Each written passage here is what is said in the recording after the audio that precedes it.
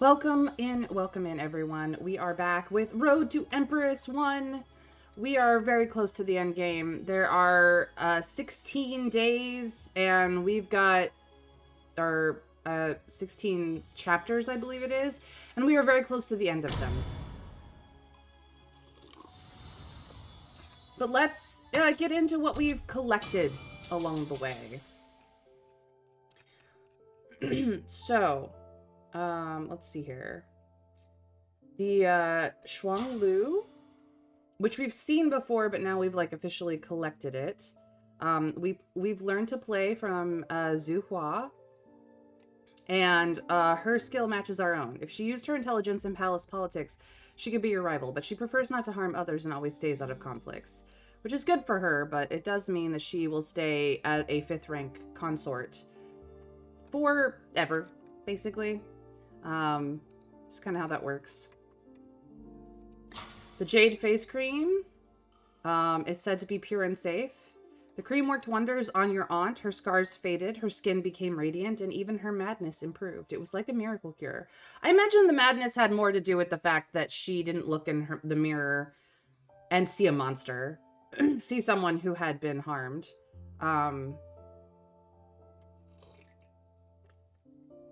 Things of that nature.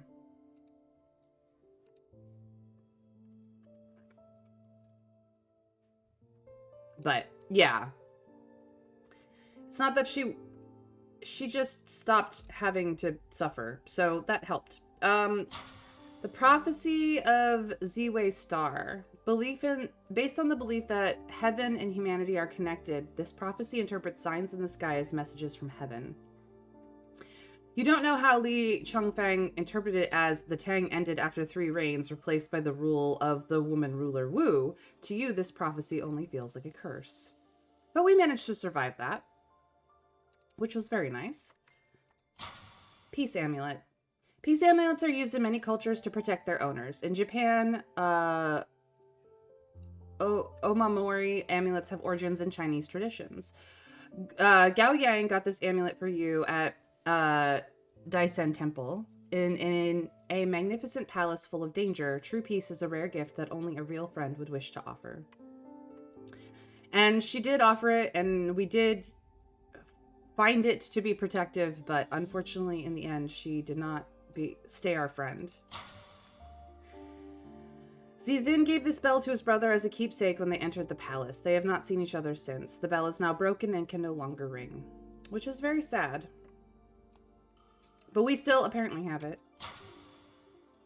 An exquisite box. This box may look advanced, but people in ancient Egypt were already making boxes with mechanical locks as early as the 13th century BCE.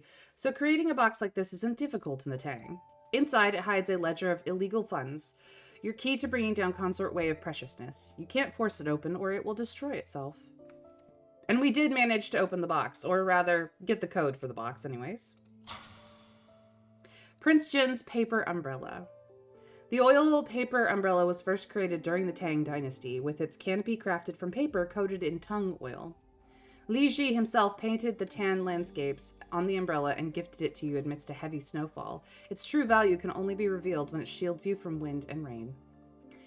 And he went through a number of iterations of this umbrella design before he gifted us this one, so it is a very heartfelt gift. The soaring red kite. Li Tai happened to pass through your hometown and asked a local craftsman to make this hairpin for you. Shaped like a red kite flying in the sky, it pairs with his azure finch. You notice the jealousy in his eyes when he sees you wearing Li Ji's hairpin. So 4th Prince gifted us a hairpin because 9th Prince had already done so.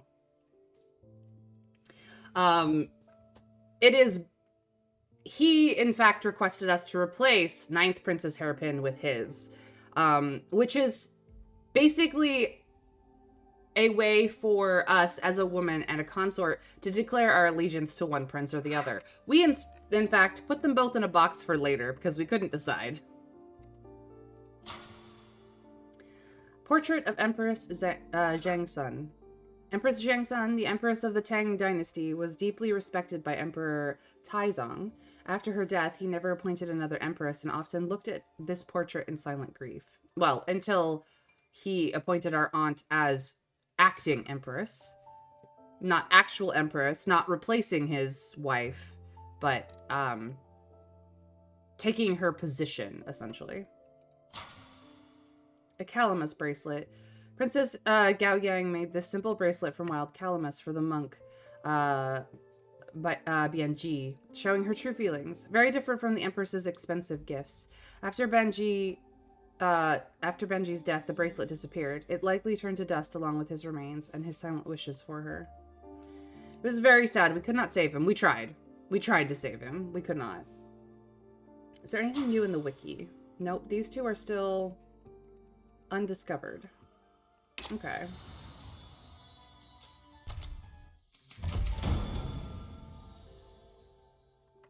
What is new among the characters?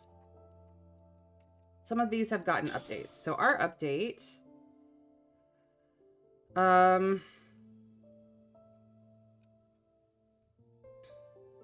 The tragic end of Princess Gao Yang shows you a harsh reality. The courtiers, traditions, rules, and even palace walls are powerful obstacles. Will you one day overcome them all? This one doesn't unlock until chapter 15, so we still haven't reached it. Fourth prince's been added. When he killed the centurion with his sword, he realized it was a serious mistake in his pursuit of the throne. Yet at that moment, he discovered something more valuable than the crown. Someone he truly wanted to protect.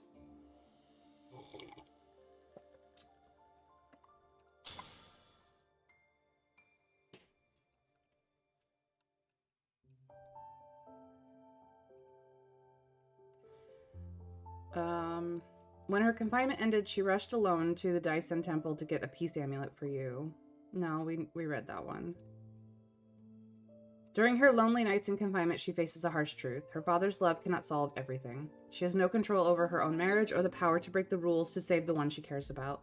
When you let go of her hand, in her darkest moment, she feels completely abandoned. She learns the palace is always cold and any warmth is easily lost. After the death of her beloved and betrayal by her closest friend, Gao Yang's once bright heart is closed off. Now she lives only with deep resentment towards you and the unfeeling palace walls. It's interesting because, well, she was married off to a member of the court. It's interesting that she has not yet left the palace for his home. Now, there is some amount of courtiers living inside the palace walls, but she would have moved out of the back palace into the other side of the palace where the courtiers live, and she would be able to go to her husband's family estate and leave the palace entirely if she so chose. Or rather, if her husband allowed, I should say. So it's interesting that she is still stuck in the palace. When, as a high-ranking courtier's wife, she is now capable of leaving. This is going to be sad. And it isn't that we betrayed her, it's that we had no course to help her.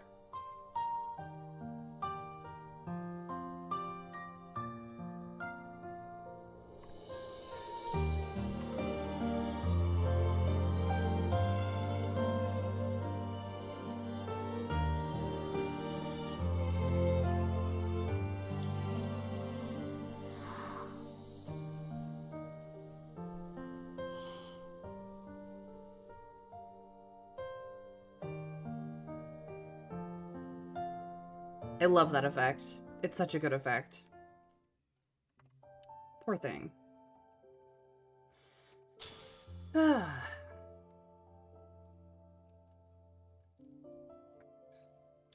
brilliant life ended in a dark prison cell where she found comfort in holding a crescent moon necklace, her last source of peace. We, at the very least, allowed her to believe that she would be able to reunite with her daughter, Yu. We've watched this one. Why do we have to watch it again? Interesting. 主子，有消息了。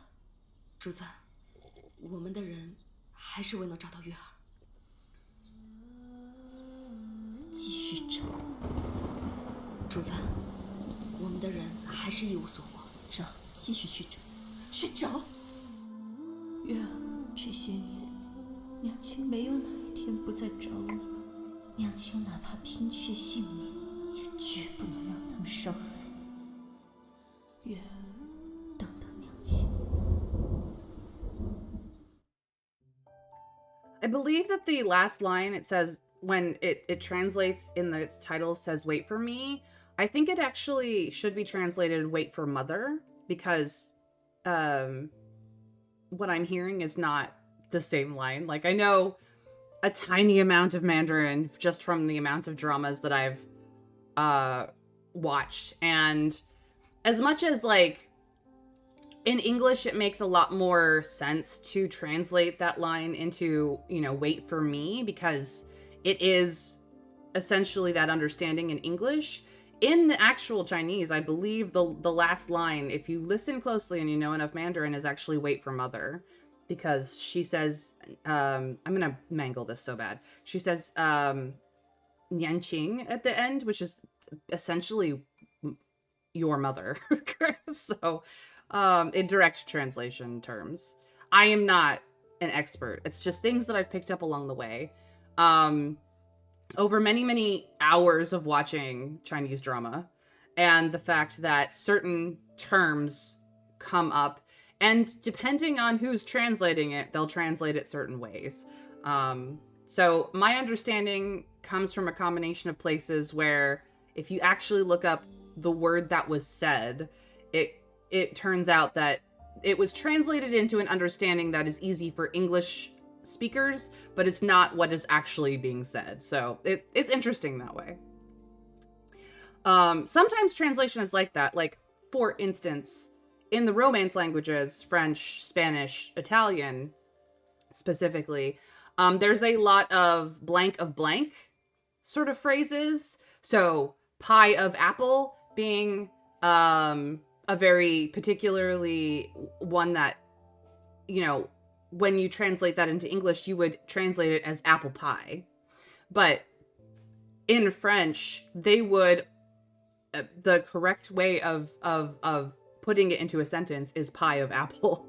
So there's a lot of those phrases in the Romance languages, specifically in this instance, where the translation and what is translated, or what was actually originally said and what it's translated into, are different because of the way that the languages treat those things. So for her to speak wait for your mother in reference to herself doesn't really, it seems a little bit too formal for the context of what she was saying in that moment in her mind. And so of course they would translate it as wait for me, as that would be the way that an English speaker would have that thought. And so it's just interesting, the little things that you pick up from many, many, many, many hours of just watching different translations. And it's interesting when you find a translation that is far more directly translated from Mandarin. It, to a major degree, it comes off as a little bit of nonsense. It's like trying to understand Chaucer when you don't understand the intricacy of why the language is that way. Your brain has to go through translation loops just to figure out what is being said, because the direct translation of the words is going to be in a different order and for, like, slightly different connotations than, you know, what was meant, I guess you could say. So it's just interesting. I find languages fascinating. Sorry, I'm keeping things up. What happened to Consort Yang, our aunt? In the end, Consort Yang was punished for betraying those close to her. She brought about her own downfall. Rest in peace, dear aunt. She was replaced by her younger sister, her younger twin, identical twin sister. So technically there is a Consort Yang, but this new and improved and much nicer Consort Yang of elegance is only supportive of us, because as the main character, as Wu Yang Zhao, because we're the niece who took care of her at her worst, versus the sister who betrayed her to get what she wanted after making use of her for all of her dirty deeds. Before the floral assembly, Ming Jing was given a bowl of osmanthus soup by Consort Yang. She didn't realize that it was actually Consort Yang's sister in disguise. The soup was poisoned, the same way Ming Jing had used to kill many others. In the end, she fell victim to her own deadly tactics. That's what happened to her.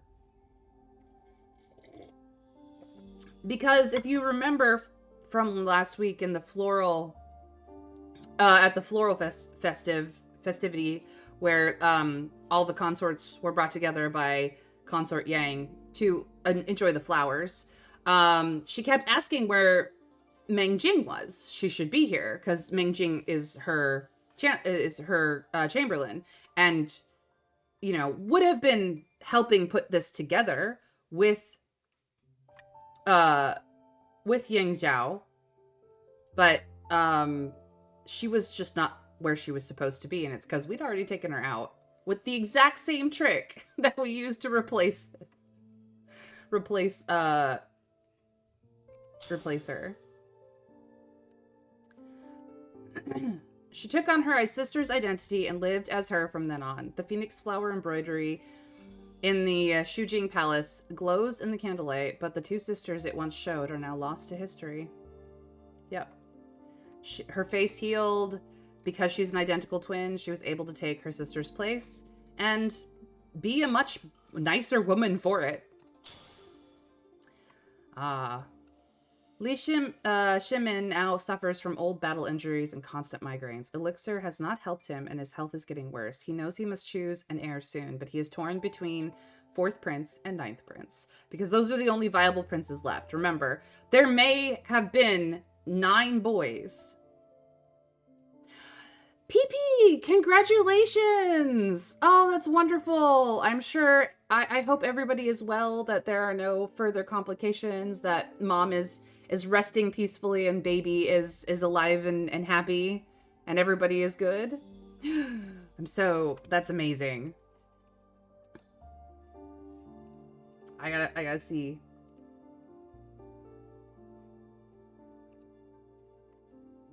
Yay! Congratulations on your granddaughter. They were home and you were with them last night. I'm so glad, PB. I'm so glad you should be spending time resting yourself. It has been a very stressful time through this the end of this pregnancy. I am so glad that you have gotten to spend time with everybody, that they're home and safe and happy. I'm so yay. And thank you for telling me. That's wonderful. I'm so excited for you and the whole family. What a great day. Well, she has to rest. I mean, I know she's got a baby to feed and all that, but she's got to rest too. She just gave birth, for crying out loud. I hope she's ready to only sleep when the baby sleeps. All right, let's get back into going over what has changed before we get into the end of this game, because I'm probably going to finish the game and then start hunting down alternate endings. She's born on Saturday? Okay, that's good.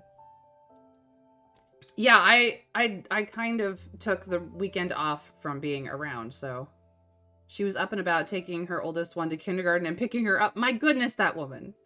Well, I suppose if it's not her first kid, that helps. She knows what she's in for, but... Well, I am so ecstatic for you. This is her third? Oh, then she's an old hat. That's fantastic, though. How many kids does she have? Did she end up having all girls, a combination of girls and boys? You have a newest granddaughter, but what's the breakdown? All girls. Oh boy. See, my mom did the same thing. I'm the oldest of 4. My mom had 3 girls and then was surprised with a boy, like utterly shocked when the 4th one came out a boy. Like, did not believe the person doing her ultrasound, going, no, this is a boy. You can see it right here. So, I don't know, if your daughter goes for a 4th, it might turn out a boy. That's what happened to my mom, and she was quite quite surprised. And of course, my brother is the most amazing young man in the world, but now he grew up learning what not to do from all of his crazy older sisters. But, you know, all girls is fine. All girls is great. Just, you know, everybody helps. Everybody helps. And good luck when they get old enough to start fighting with each other. I had 3 boys and then a girl. Boo refused to let us know what their gender was. That's fair. That's fair. It makes sense. Boo is an independent spirit all the way through, from start to finish. And we love them for it.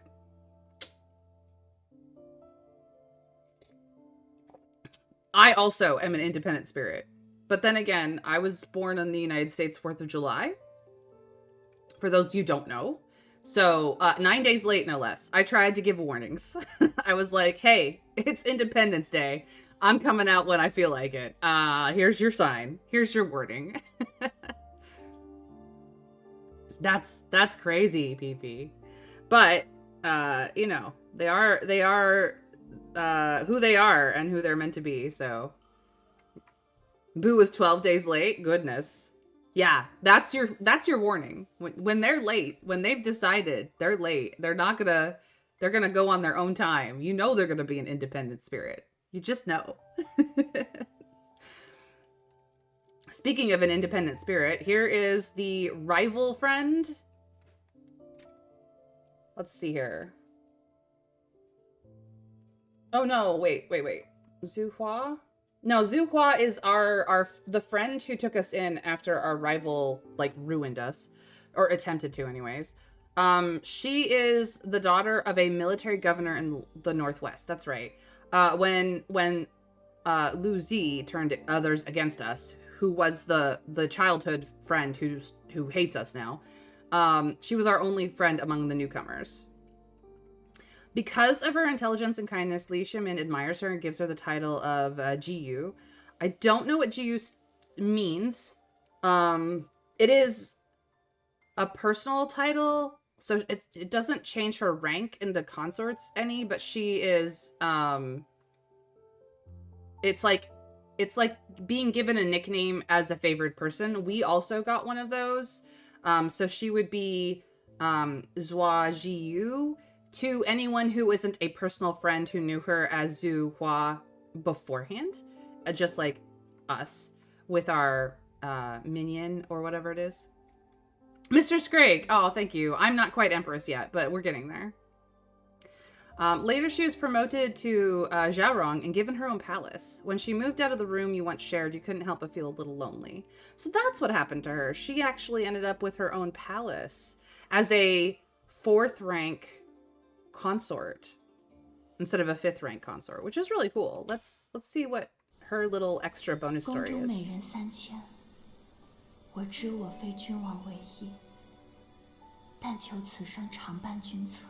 Aww. She's just sweet. She's like, I know I'm not the only one here, but I just want to have a place and take care of him. That is, I like her a lot.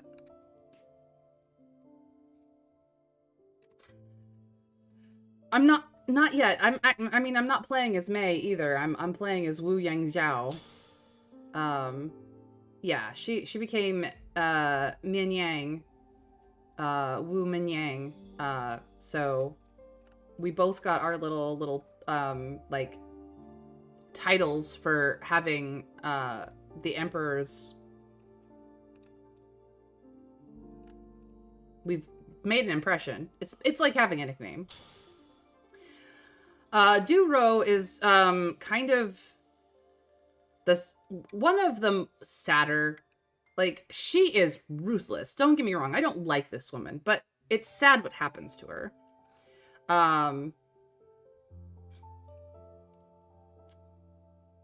She was born into servitude with no family or name. Other palace servants called her orphan and treated her cruelly. At 14, she killed an eunuch who tried to harm her and was thrown into a death cell. For reasons unknown, Consort Wei saved her, gave her the name Du Ro, and kept her close. From a life of hardship, she finally found a sense of belonging and now sees Consort Wei as a second mother to whom she has pledged her lifelong loyalty. Unto death, I might add. No worries, PP. May would be your secret code name. You're cute, Mr. Scrake. Thank you. All right. We turned you.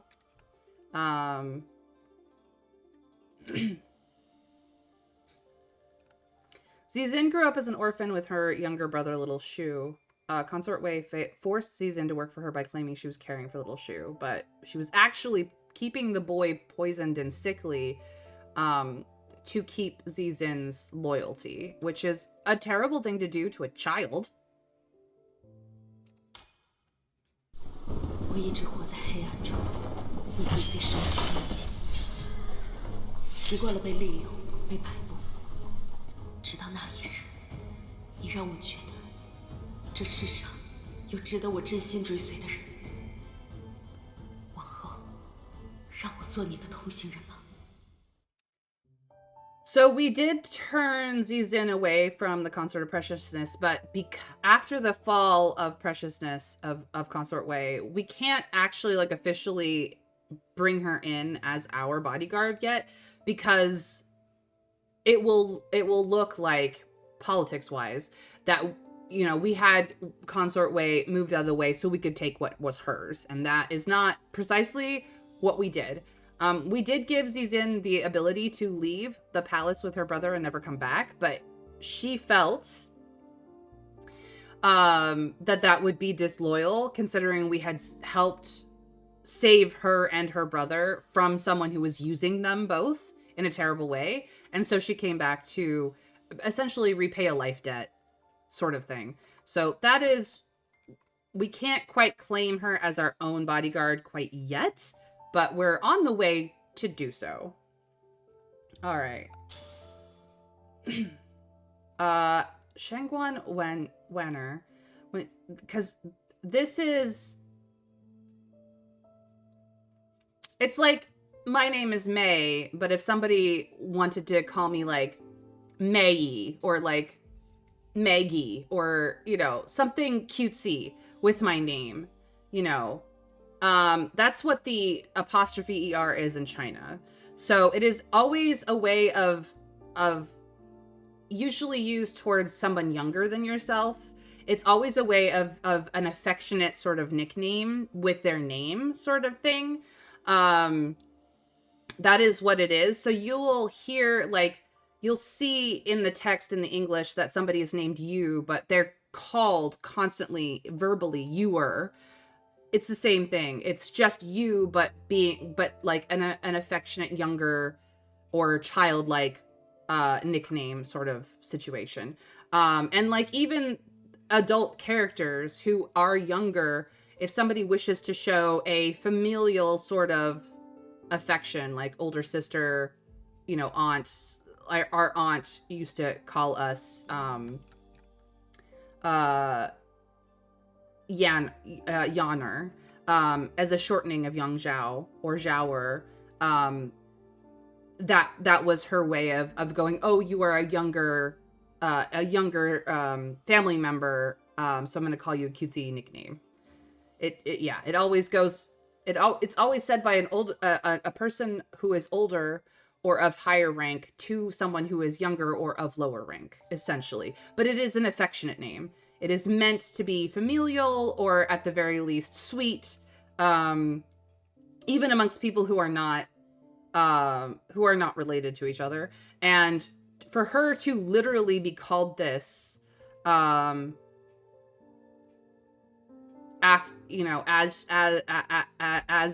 normal is probably because the emperor had called this to her. But she became your most respected female official. She's known for her intelligence and exceptional writing skills, developed over years of managing palace affairs. Her mysterious background suggests there's more to her story than meets the eye.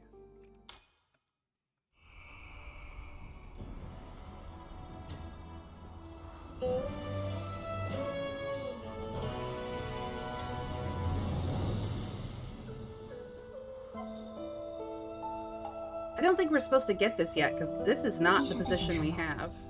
朕这一生君临天下，创造了独一无二的盛世。朕杀了许多人，该杀的，不该杀的。如若当初选了不一样的。的认识。 Interesting. Don't think that was supposed to unlock until after chapter 15 or 16. Because that is definitely spoilers for when we become Empress. Alright, anybody else that... Yeah. So, he just... at his execution, Banji wore the bracelet that Gao Yang had given him while he and the Buddha could accept her, the world and its rulers could not accept him. Even with his type of monk, even as a Buddhist monk, as much as they didn't often marry, they could marry. Like, it was legal for them to marry, depending, because Buddha would not have been upset by this. Buddha had been married in his own life. It is just an understanding that a Buddhist monk who marries is someone who understands that he still has attachment to the world and therefore cannot reach enlightenment and become one with all things because of that attachment. But that does not mean that he is no less a devout Buddhist monk, if that makes sense. Like, it is just an understanding that he cannot reach enlightenment until his time being married is finished. And that may not happen until he or his lover, his significant other, has died. There's nothing against, in as far as my understanding of Buddhism is, which is, I'm not an expert, and depending on what path of Buddhism you come across, it may be different.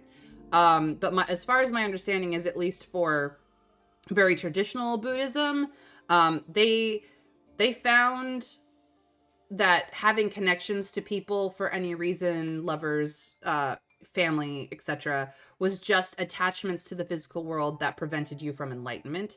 And as much as, like, very traditional Buddhism is kind of a nihilistic point of view, they felt that the less attached you were to the physical world through, stuff and people, attachments to people, the more enlightened you became to connect yourself to everything. And the easier it is to reach actual nirvana through the path of Buddhism, through the steps of the Buddha. And that is my understanding. Now, there is Eastern Buddhism and Western Buddhism and many iterations of it in all places that people practice it. And some of it's more nihilistic than others. But essentially speaking, like, at least in this era, Buddhist monks, or monks of any affiliation, there were Taoist monks as well, who do not do the baldness, who they have a different setup entirely, who could also marry. So it wasn't that you couldn't get married as a Buddhist monk, or that you would be kicked out of your order or your faith or anything. It was just that, the other Buddhist monks would be slightly disappointed that you had such attachments to the world still, because that is not what you practice Buddhism for, if that makes sense. But it's interesting that, they were allowed to fall in love if they wanted to. They just were not encouraged to, because they needed to fall in love with everything, not just one specific person. And again, he was a very young monk, so he might have grown out of it if he'd been allowed to live, but no. So, he has 2 bonus stories here that we are going to enjoy, and they're going to be sad because we know he dies. “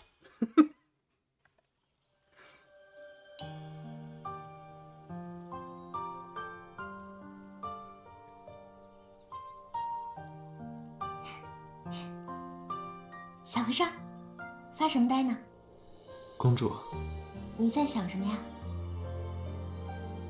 修佛之人是为了度众生，但我们可曾想过佛真正的样子？”“其实我见过佛。”“公主见过？”“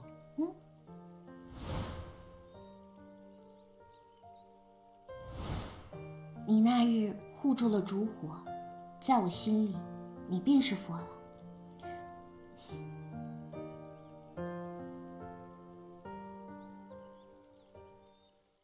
He was just doing his job, but that meant something to her. And then, of course, her expression of that meant something to him in return. How such a small show of his faith and help, you know, gave her hope, essentially.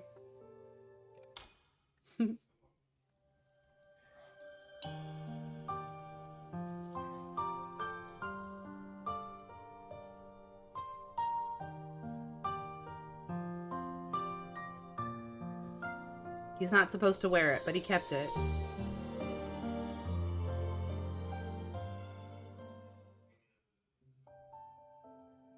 Praying to Buddha to forgive him for his attachment, I'm sure. But still. Okay. However, his occasional deafness causes problems, especially when he is assigned to escort Princess Gao Yang to the Imperial Ceremonial Service to copy the Code of Women. Because he often doesn't notice when she slips away, she escapes repeatedly. To cover up her absences, he ends up copying the text himself. Oh, he's slightly deaf and it's a problem. Poor attendant Moo. No wonder he's able to use his voice so effectively to be loud. He has no idea how loud he actually is. Alright, Chu, the steadfast Grand Chancellor. And the past Chancellor of the Secretariat, as well as an ally of Zhang's son, Wu Ji. Loyal and strictly traditional, he comes from a family known for its literary achievements, tracing back to Chu Shaosun, who contributed to recovering the records of the Grand Historian. Chu Liang, is also a talented calligrapher, famous for once replicating the Orchid Palace preface. Interesting. Li Ji, originally named Zhu Shiji, was given the surname Li by Emperor Gaozu and changed his name accordingly. He holds significant military authority and earned great honors for defeating the Eastern Turic Cognate and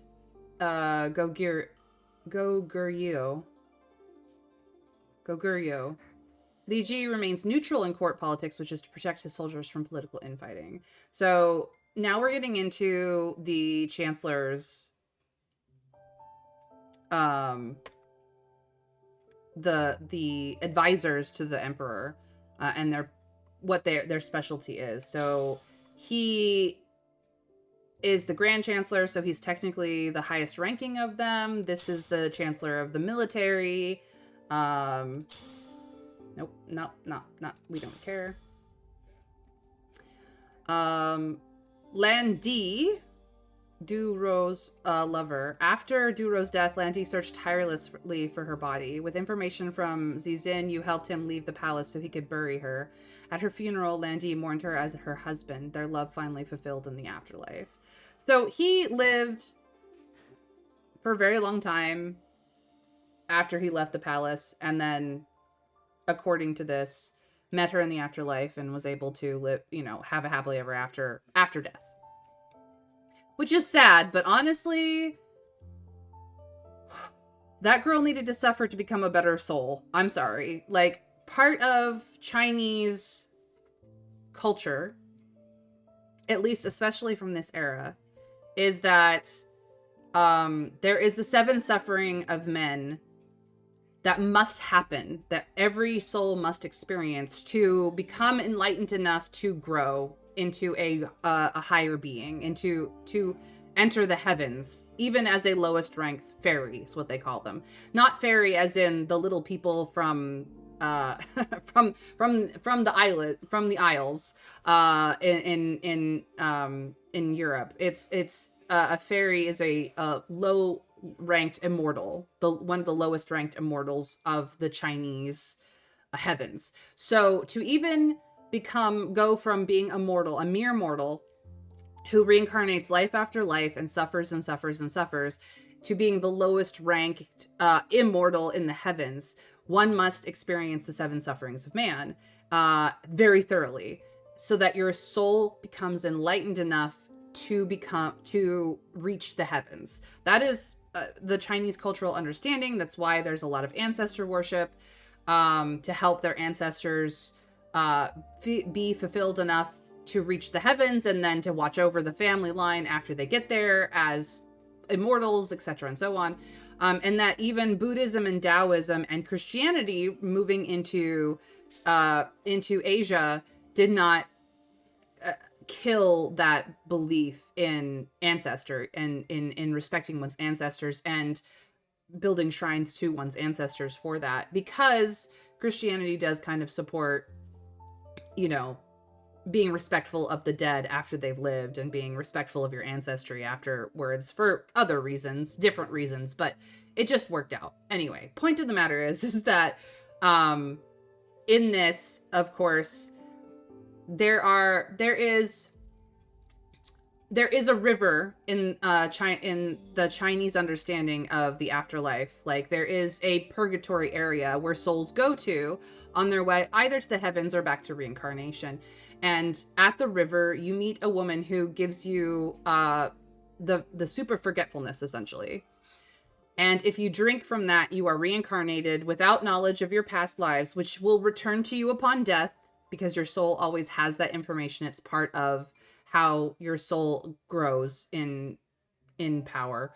But you forget for the life that you then reincarnate into. And if you are not given the soup, if you are able to cross the river rather than jump into it to be reincarnated, then you cross into the heavens. So it is very much the river Styx, Chinese version of the river Styx, or, you know, or the ferryman. Instead of coins, you have to decide whether or not you're going to stay on that side of the bridge and watch your descendants as a person of the dead until you are ready to reincarnate. And again, if you are strong enough, you can, if your soul has become enlightened enough, then you can cross the bridge into the heavens and become a low-ranking immortal of the heavens. And then, of course, there's the struggle to become a much higher-ranking immortal in the heavens, which is a whole nother bag. And there's a lot of Chinese dramas about that too. But yeah, so that's why it says their love finally fulfilled in the afterlife, because they were able to meet each other on the bridge and have their souls braided together for their next life and to live that life together, like reincarnate together to become husband and wife and happily ever after. But again, the seven sufferings, very important in the whole mythology of what souls happen after death in China. Fang Yi, the son of Chancellor Fang Zhuanling, is arrogant and self-important. He sees his engagement to Gao Yang as a matter of status, not love. When Gao Yang falls in love with a monk, Fang Yi's fragile pride is shattered. His anger and desire for revenge come not from love, but from a need to protect his wounded honor, which is why he sets the temple on fire. Or rather, has somebody go set the temple on fire. He didn't do it himself. He was the dumbass who had ordered it, and he meant to only hurt one monk, and it just kind of did not go that way. Li Chunfeng, the director of Astrology Bureau, is a renowned expert in celestial divination. His legendary foresight is said to have predicted that the story of the woman ruler Wu would one day inspire an interactive drama game titled Road to Empress. Oh, that's cute. Now they're real in their own version of the world. That's very sweet. What a cute nod. We also know that he retires safely after kind of saving us. All right. Wei Lingba is a centurion in Li Shimin's Imperial Guards. So a centurion is not a general, but a leader of men. He's like a step down. Several years ago, while drinking with fellow soldiers, one of his sworn brothers criticized the emperor for the Zhuan Yu Gate incident, where he killed all his brothers. Wei Lingba reported him to the Court of Judicial Review. As a result, his sworn brother was executed while Wei Lingba was promoted for his loyalty. He believes that absolute obedience to the emperor would bring prosperity until the Prince of Wei's blade showed him otherwise. Yeah, we got him killed. It's pretty sad. He was just doing his job. What happened to the dog? After Consort Wei was stripped of her title, she died in prison. In the end, all she had was a lonely grave watched over by a little dog. Oh my gosh, they didn't even take care of the dog afterwards? Poor Uni. Look at this pupper. How could you just throw her away? After Banji's death, Gao Yang set Snowy free, whispering, "Leave this palace and find your freedom. Don't stay here and be lost with me in this hell-like place." Well, thankfully cats are very capable of just going feral again, so Snowy would be fine. But poor Uni, somebody should have adopted that freaking dog. Alright. Fang Zhuangling is a Grand Chancellor and one of the 24 founding heroes honored at Lingyang Palace. He served Li Shimin since the Shu Wars. The Shu Wars, and his strategic skills were highly praised, especially alongside Du Ruhua. In Struggle for the Throne, Fang Zhuangling supports Li Tai. I believe this is the uncle. No, this is not the uncle. This is... Li Tai is 4th Prince. So this is a Chancellor who supports 4th Prince versus the 9th Prince, who's supported by somebody else. Alright, those are all the updates that we know of. These are all the bonus videos that we have unlocked. And I'm not going to watch them again, so they're just going to annoyingly be marked. Alright. I am going to go back so I can pick up all these, and this will stop being marked, which would be nice.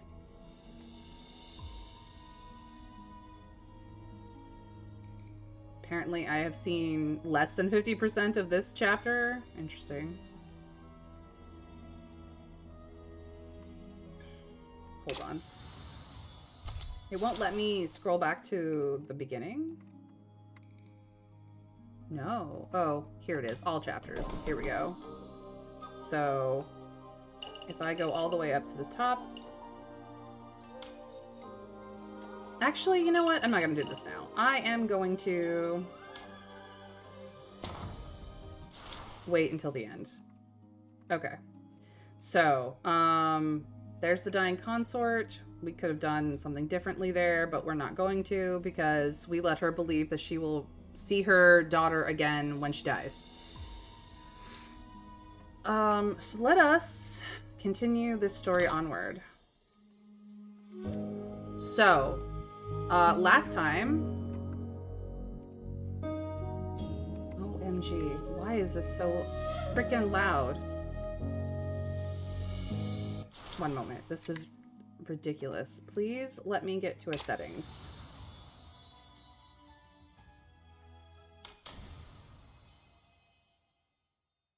I have this turned down. The music is like ridiculously loud, and I do not know why. I'm just going to turn it down for me, for my ears. I'm sorry. Let me know if the voices are too low, but we do have subtitles on. Okay. I haven't picked up all this stuff yet.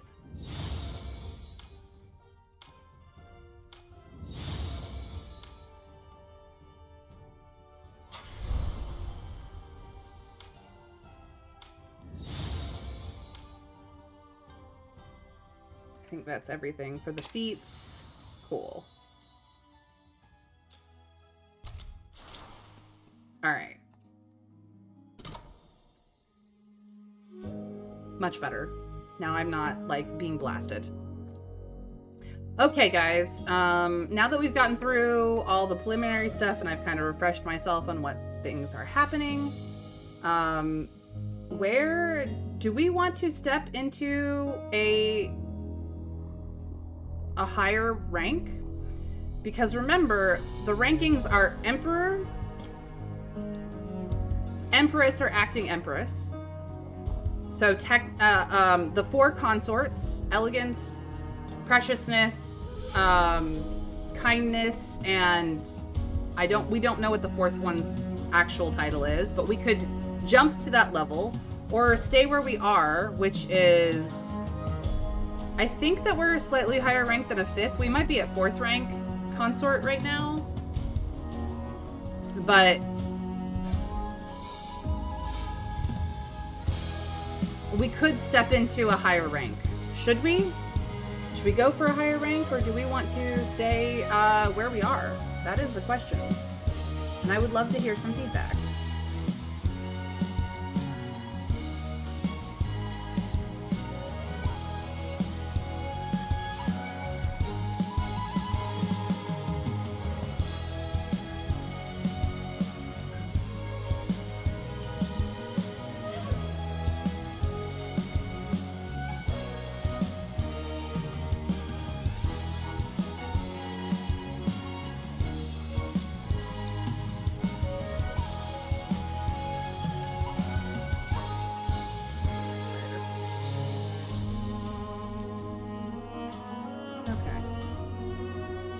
Well, I'm gonna say yes.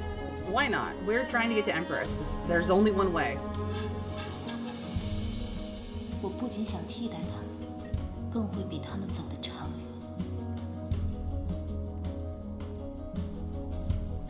远。If tougher enemies pop out up down the line, are you going to flinch?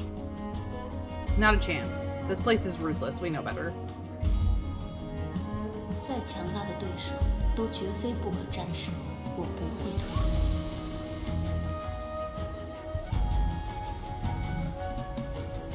If push comes to shove, would you hurt the people you're tight with to keep climbing? No. We've seen how that ends. Karma always happens. You know? Our aunt literally backstabbed her own twin sister, and then the twin sister replaced her in the end. Like, that's not the way to go. 我不愿伤害任何亲近人。 Looking back, are you questioning any of your moves? A few. 一路走来，万千险阻，或许每一步都是当下最正确的选择，却不会是真正所有心的选择。 There is something about this music today that is just too much. What the heck? Okay. I'm gonna... That's fine, but this background music is ridiculous. Why is it so loud? Holy crap, I'm not deaf, and I would like to 当时的你 not be. 还不知道，一场命运的巨变已在途中。大唐即将改天换地，前路漫漫，一切还未结束。 Let's hope that that's better. 武才人， Oh, 别来 hi, 无恙 Fourth Prince. 魏王殿下，魏王殿下因为媚娘被禁足，还未来得及谢过殿下。大慈恩赐之事，若不是魏王相助，媚娘怕是早就命丧黄泉了。怎么切？原来四哥助人是为了求回报吗？晋王殿下，赵，原来你在这儿。九弟，多日未见，你何时和父皇的近侍女官如此相熟？ Oh yeah, we're still 四 the 哥 Emperor's 刚刚解除 secretary. 禁足，如今该关心的不是我与武才人，而是设法重得父皇欢心才是。有九弟在，真的会放手让四哥更进一步吗？就算我放手，四哥就能赢吗？有些事，结局或许早已定了，再多的筹码，不过是徒劳罢了。徒劳。不到最后一刻，没有人知道结局会是什么。武才人，你说是吗？ Is this gonna be 眼前 time? 针锋相对的两个人正为未来博弈，可他们不知道的是，你竟会是改变他们未来的那个人。 No time decision.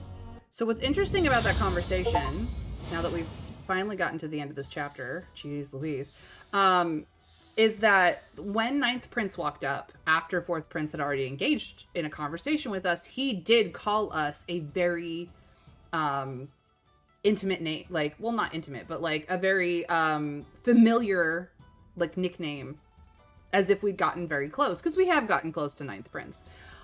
So while Fourth Prince has been grounded in a way, stuck in his palace, the Ninth Prince is clearly showing that we are close while he's been away. And he's been away for a multitude of reasons. He was at one point on the front of a conquest and had returned. And then, of course, he killed the Centurion when he got back and was grounded in his palace for a while. So, yeah, there's been a lot of him not being around and Ninth Prince being very much available for various things.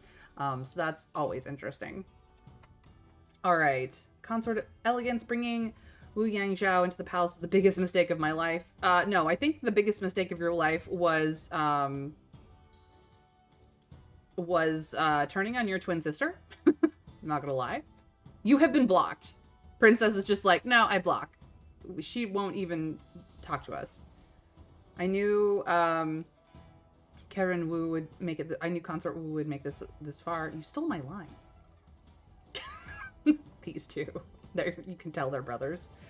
All right. So we got these keywords. So let's see how that changes our we are deeply sentimental. Ooh, that's the biggest one we have. And it's got special effects on it even. I don't know what it means. I can't like click on these and get like what choices it was tagged to or any information, but our trait sketch is a 91% finished and will finish at the end of this. But yeah, these are all of the traits in which that we have apparently. Interesting. Apparently we're love obsessed for some reason, and I don't know what the colors mean. I don't know what their placement means. Like they don't really explain the trait sketch. They just say, hey, that according to the choices you've made, these are the things that we've tagged. It's not a reflection of anything for real life. It's just how you've been playing the game. So that doesn't really help us. Ooh. Only one bonus video this time.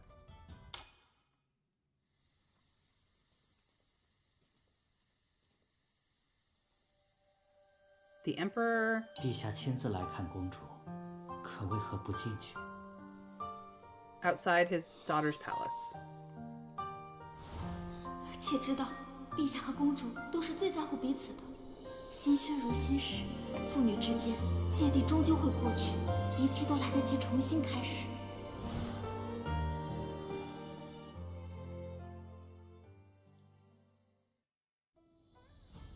He regrets his decision, but as he stated, he's emperor first and a father second.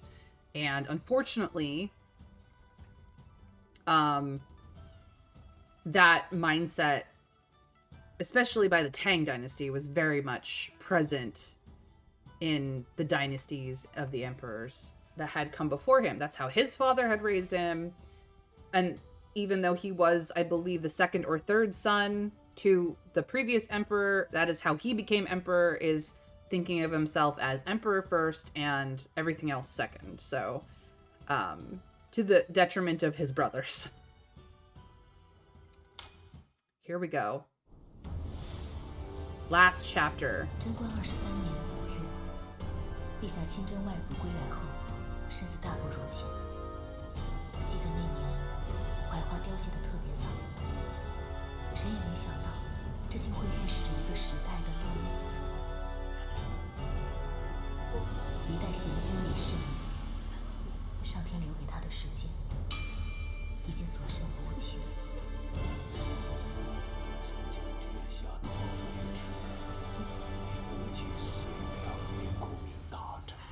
So, fourth prince got to become the new emperor. 所有人都跪在大殿内外，一切仿佛又回到了初入宫时的那个夜晚。可你和这个帝王的故事，似乎还未开始，便已经结束了。还是你和他之间？ I mean, you were only ever called upon once, so. 陛下，陛下，你说什么？是。 He calls for his daughter. 无才人，陛下想见高阳公主最后一面。 We'll try. She won't listen to us, but we'll try. 我现在就去。 We are the secretary. 才人，公主谁都不见，请再去通传。陛下想见公主，可公主……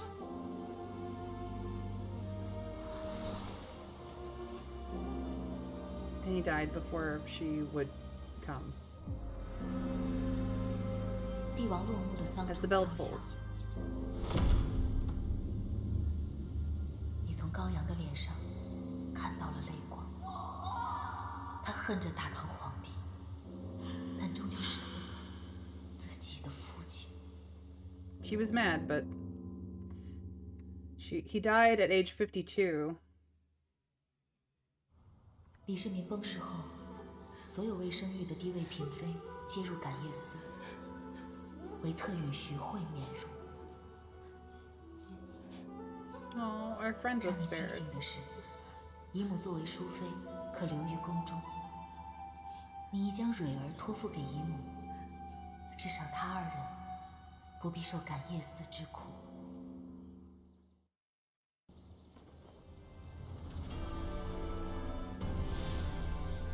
The Yonghua era. 同年6月，晋王李治登基。先帝已命长孙无忌为顾命大臣，辅佐新帝。 He wasn't too young, but he was a younger emperor. 然而 That's for 李治 sure. 虽已登基，可身为一个年轻的帝王，一重由长孙无忌为首的老臣打造的枷锁和制度， Oh yeah, the old ministers took 正 advantage 在 of his 一步 youth. 步向他靠近。吾皇万岁万岁万万岁！吾皇万岁万岁万万岁！魏王示威，被远派封地，但是他真的会甘心吗？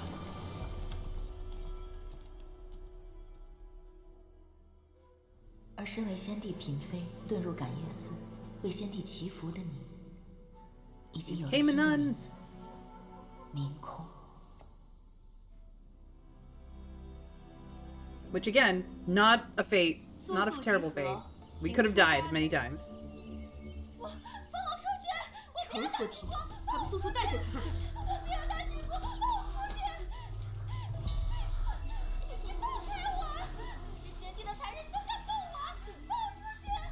他们怎么敢这么对先帝的嫔妃？别怕，我在。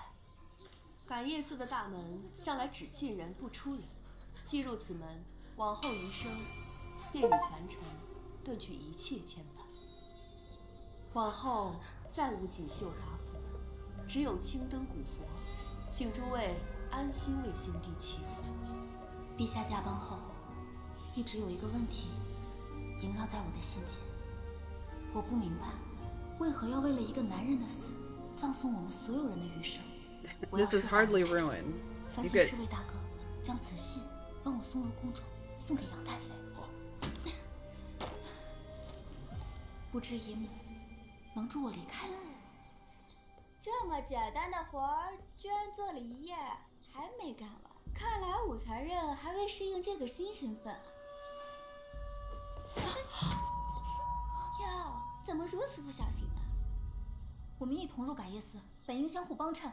你这是做什么？有宫中的贵人嘱咐我们好好对待你。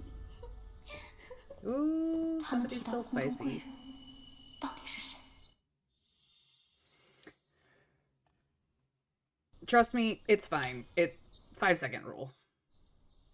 你说宫里那位会怎么赏赐我们？我还是还能吃，我必须要活下去。只有活着，才能走出这座牢笼。 No reason to starve oneself because the food got bumped to the ground. Come on. 我在感业寺已逾半年，这些日子我给姨母写的信，全都石沉大海。 Because they 知 did. 道是有人刻意为之。看，他在那儿呢。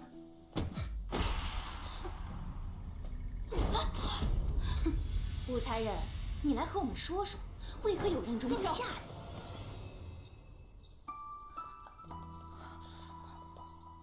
是谁给你们的胆子，敢如此欺辱明空？罚你二人去佛堂抄写经书10卷，抄不完不许吃饭。是。明空，来，快起来，慢点。可有受伤？多谢夏女官相救。我乃是奉命统管感业寺女官，自然会秉公执法，这都是我分内的事。可是胳膊受伤了，看看。怎么会伤得这 Ooh, 么 we 重？ got bruised. 我带你去上药。来，小心，坐。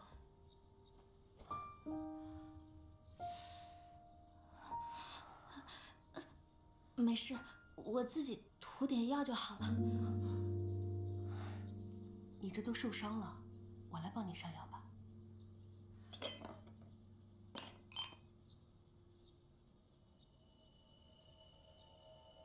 Uh-oh.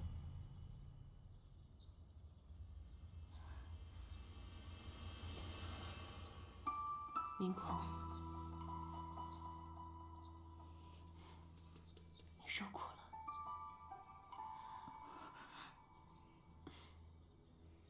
What in the world is going on with this 我和你一样 crazy person? 在这感业寺里的日日夜夜，没有一日不是与孤独为伴。若你愿意一直陪着我，便没有人再敢欺负你了。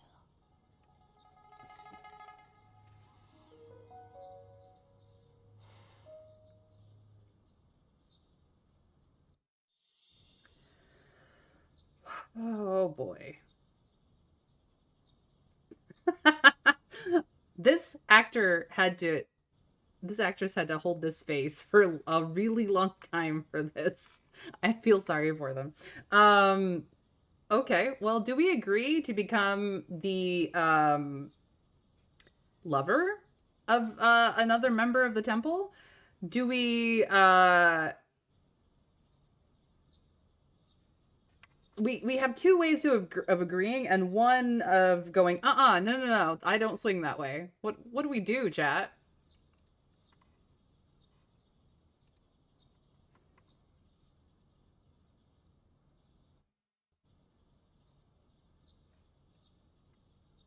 What do we do?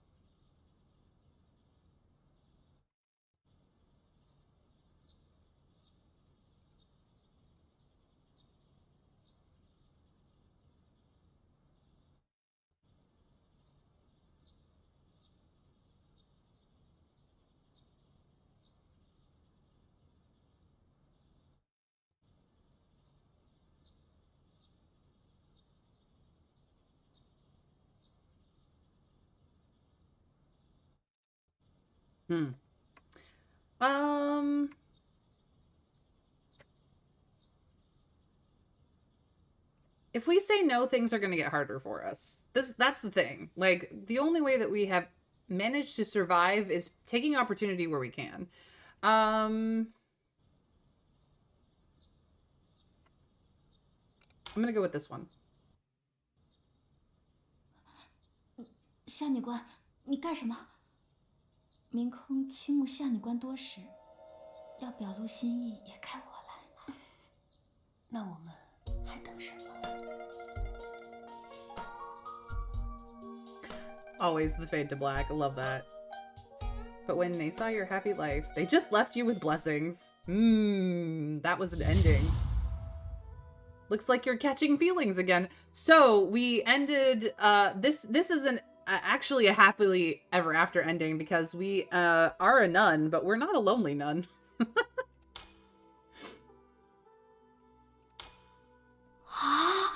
Wait, you can do that? I'm jealous. 我也整个羡慕住了。啊！跨越一切桎梏的旷世绝恋剧场正在上映，门票10元。These two are the gossip ladies, and they didn't realize that they could just catch feelings for each other. That's so funny.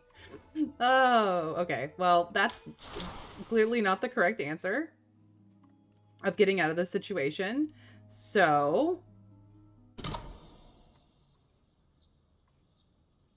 hold up. This is a deal. Hell yeah. Let's see what that ends up. Probably not getting out of here.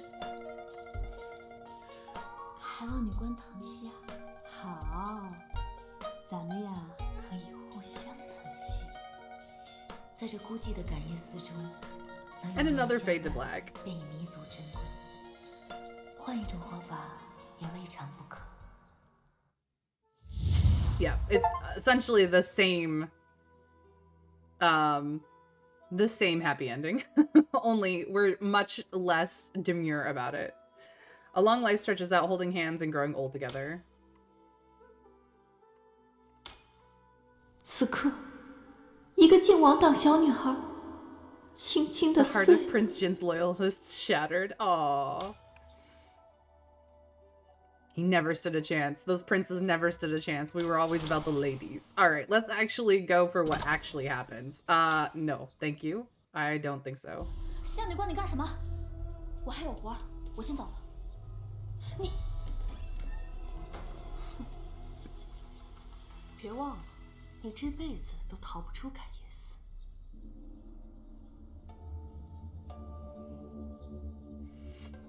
知道今日为何罚你们吗？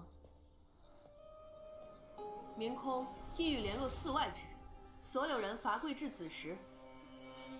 我们并未犯错，为何也要一起受罚？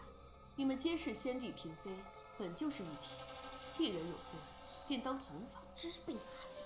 今日我已是法外开恩，从先帝驾崩的那刻起，你们所有人就只能留在这里，你们的命早就定了。武媚娘，你连人命都学不会吗？ Of course, we were barely doing anything wrong, but somebody got 怎么了？ jealous. 可是烫伤了，让我看看。疼不疼呀？你这皮肤娇嫩，这万一要是留下什么疤痕，那可就不好了。我房间里面有药，不如随我回房吧。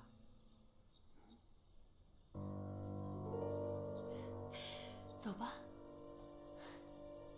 Well, it seems the official has moved on. 原本，阴才人是最激烈反抗的那个，可如今，他是妥协了，认命了吗？听说了吗？许会在宫中没了。什么？徐姐姐？对于徐姐姐早逝的命运，其实一切早有征兆。春柔，喝点药吧。 Oh no. 心思是治不好的。 Broken heart can't be healed. Aww. 徐姐姐，即便先帝走了，你也要为了自己好好活下去。元昭，你有真正爱过一个人吗？等你遇到那个人的时候，便会明白了。陛下待我真心，他如今走了，我怎能独活于世？这便是我的命。 Oh, our friend. Our sweet friend. 徐姐姐欣然接受了自己的宿命。这位妹妹，我们注意她吧。而其他人在这宿命中，或选择了顺从，我要这件。或选择了反抗，但终究在命运的强压下，选择了随波逐流。你们的命早就定了。武媚娘，你连人命都学不会吗？ 认命。是啊，这世间的女子，只要认命，便再无遗憾和痛苦。所以我要认命吗？ We only have one option here? Okay. Was like, what? So here's the thing. This story is somewhat based off of the real story of the only female empress of China. And she did, in fact, go to the back palace and serve an emperor and become a nun after he died and ended up empress. So, no, I'm flipping the script. Let's go. 不，我绝不要认命。什么人？习仙。习仙。主子，习仙来迟了。你能冒险来看我，已是情深意重。 Our friend. See, if she'd already been our follower openly, then... 是谁做的？主子告诉我，我去杀了他。习仙，别冲动。那些人一时被困在局中，是可怜的行尸走肉罢了。我们好久未见，我有好多话想跟你说。Let's just have a chat. Let's not go immediately on a 主子 killing 真的 spree. 打算在感业寺中过一辈子吗？往后的日子，无论主子做什么选择，西西都会助主子一臂之力。So we could tell her to leave and find a new life. We could tell her to go back to the palace and claw her way up enough to help us, or we could tell her to stay and be by our side. That's interesting. It's an interesting set of choices here. I'm not gonna lie.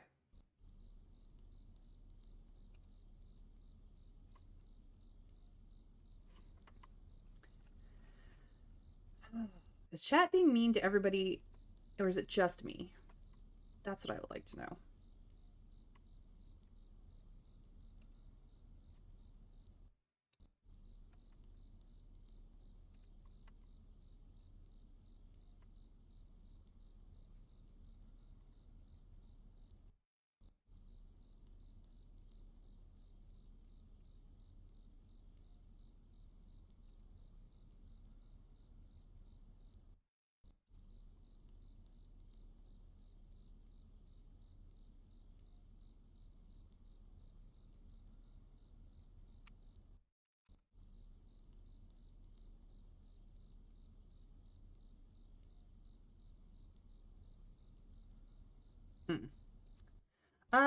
Okay. I am going to go through some dead ends because I am curious what it will say, but let's see what happens when we tell her to leave and find a new life. 西西，我想离开这里，去看一看外面的广阔天地。主子，西心愿拼死带主子离开长安，去任何主子想去的地方。若我擅自出逃，感业寺必将上报朝堂。这些年你已经为我付出了太多，我不能再连累你了。可是主子，小水还需要你照顾啊。我要借魏王之力，让他助我离开这里。如今他远在北京，如何能顾及主子的安危？魏王夺嫡落败，他必然是李治的眼中钉，他不甘也不能安然做他的郡王。的确，如今我义无退路，他救我，我必助他，这笔买卖于他不亏。主子，3日之后，你来取信，帮我送出去吧。是。Interesting. We tell her to go live her own life and she's like, no. So we give her purpose. 心狠手辣，玩弄人心。你果真和本王是一路人？ No, I wouldn't say that. 这簪子也太过招摇了。送你的。本王马上要带父皇出征，希望我回来的时候，你还活着。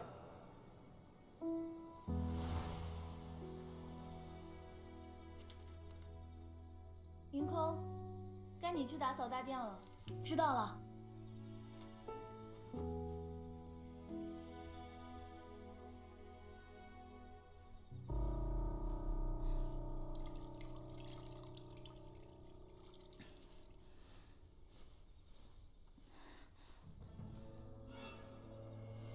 五元诏，别来无恙。Uh-oh. 刘希，怎么，我来看你很吃惊？你知道是谁把我从牢里放出来的吗？是高阳，你曾经最好的朋友啊。Princess let her out? That's 如若不 impossible. 是高 Princess 阳， hated her. 我如何穿得这身上宫衣裳？他特命我来感业寺，好生对待。只是他们欺辱我的，竟然是高阳。如今时过境迁了，你却还对我如此念念不忘。若非你父亲当年的诬陷，我父亲怎会郁郁含恨而终？你父亲欠我们刘家的，都该由你来还。当真是疯了。疯？你的那些痴心妄想，难道不比我更疯吗？你在胡言乱语些什么？自长恩一别，已历数月，感业寺中虽清苦，尚可度日。若得机缘，愿与君游览自由之天地。你是怎么知道的？来探望好姐妹，自然要先去她的闺房拜访一番喽。你放心，你与魏王那些信件，我都替你好好收着了。我竟不知你与魏王还有这等交情。只可惜魏王失势，想要落井下石的人势必蠢蠢欲动。今日可是你给了他们铲除魏王的理由，没想到你到死还要拉魏王为你陪葬。刘希，你到底要做什么？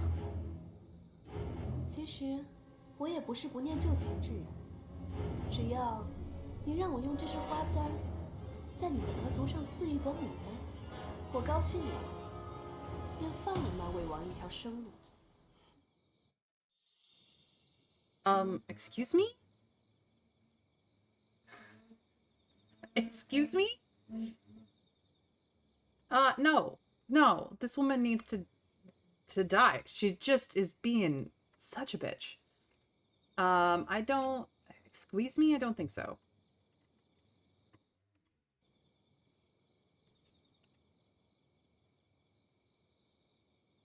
I swear. The internet is being such a crazy thing today. Don't like it. What is going on here?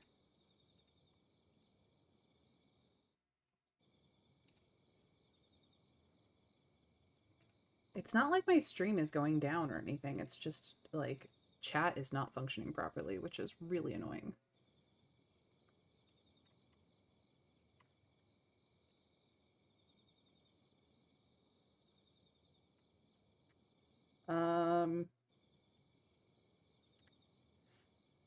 Okay, let's see what happens if we just let her do it. I know it's a terrible fate, but we're gonna find out what the dead end is like. 你可要说话算数。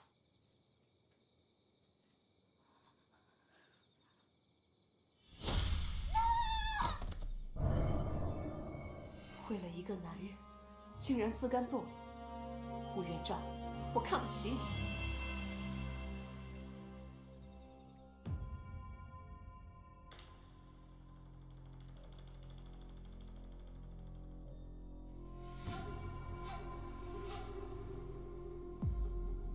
Ah, poisoned hairpin. Terrible. 乌元璋，这是我送你的最后一朵烙印。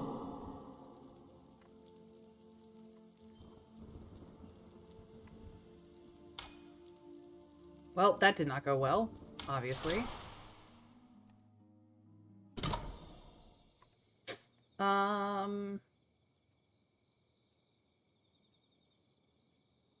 Sure, don't mess up my face. 刘希，看在我们儿时的交情上，刺牡丹可以，但能不能不要刺脸？好啊。So she did it to our hand instead. 为了一个男人， But again, 竟然 poisoned 自甘堕落 hairpin. 乌元璋，我看不起你。 Didn't matter where she stabbed us with it.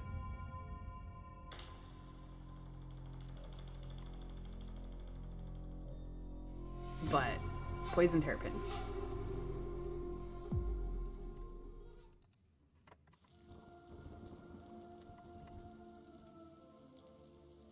Who'd have thought?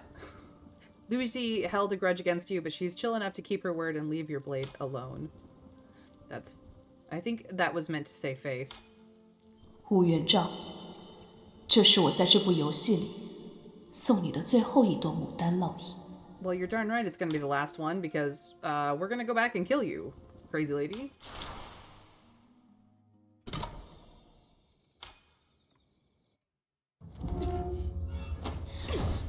I've been doing manual labor for some months now.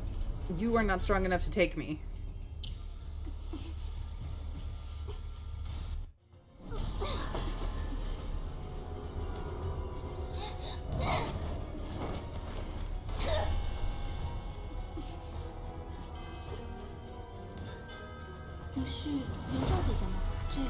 这次没见面礼这么计较？害死江才人的凶手不是贵妃，而是这位武才人。只要姐姐给我磕3个小头，我便去贵妃面前为你求起杀，是能从你手中抢。我当然，你如今不过是个阶下囚，我想怎么办就怎么办，我想怎么办就怎么办。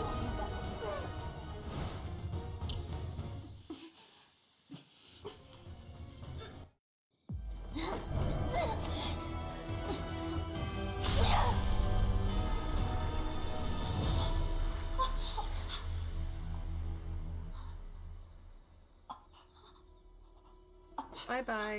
胡元璋，我爱胡元璋。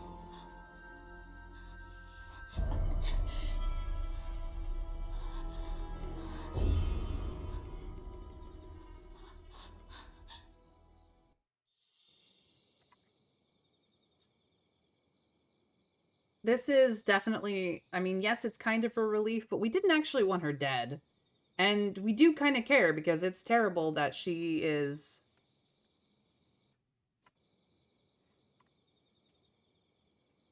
this way. I think this is a bittersweet victory. 未曾想，我与你竟是如此的结局收场。接下来，我该怎么办？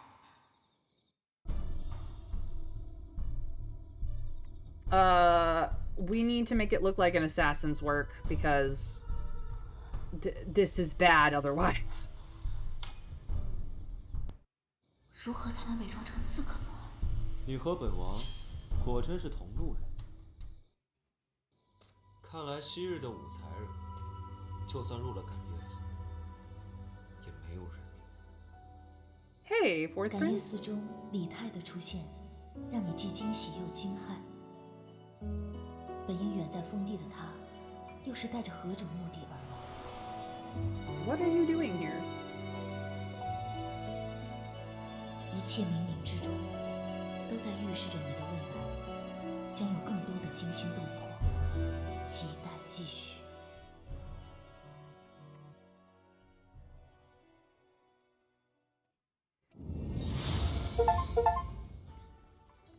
End of Road to Empress.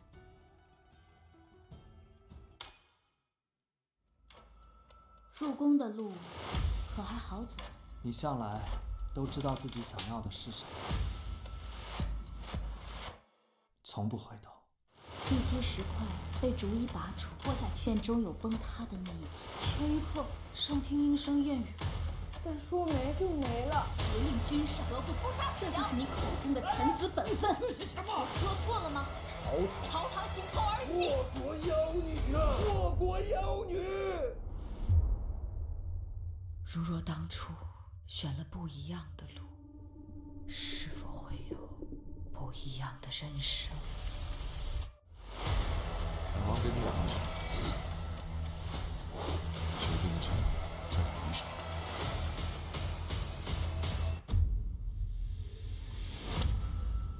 So, it looks like there will be a second game to this series. We have only finished the start.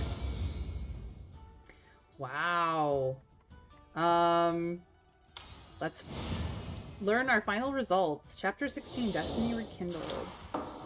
Summary unlocked, data collection complete. So, let us see what the trait progress sketch ended up being. You cleared the game and your report is ready. Let's check it out. Interesting. So ambergris, unnoticed beneath waves, yet worth more than gold once brought to light. We're an empathic extrovert, polished. It's a precious natural fragrance born from the sea, carries a rare and captivating aroma. Like this timeless scent, you leave a deep and lasting impression, yet subtle yet profound, gentle yet unforgettable. In love, you're all in, with rich emotion and heartfelt expression. You know how to move your partner's heart. You love with the intensity of crashing waves, fierce, loyal, and unwavering. Your devotion and passion leave a lasting impression, creating a relationship that feels both powerful and sincere. You're still exploring your path at work, and that's where your potential lies. Your openness and willingness to learn drive you to take on challenges and build new skills. You might stumble at times, but each misstep strengthens your resilience and readies you for what's ahead. In social settings, your communication skills are exceptional. You have a natural talent for reading the room and picking up on emotional cues like a gentle, lingering fragrance. You navigate complex social situations with grace. Your sense of humor and friendly energy put others at ease, making them more open to connecting and collaborating with you. Datura is my partner. We have career, love insight, and social insight as well. So, let's see here. Soft yet strong, get to the bottom. Our highest is clever and resourceful. We are also an adaptive thinker. Lay low before the strike, ambitious and achiever, upward management, resilient to change, decisive, swift. What is this? Okay. So this is the breakdown of what these things mean. We're finally getting the answers we seek. Maybe. You solve problems smartly by standing your ground without seeming calculating. This wise approach builds your credibility and reputation over time.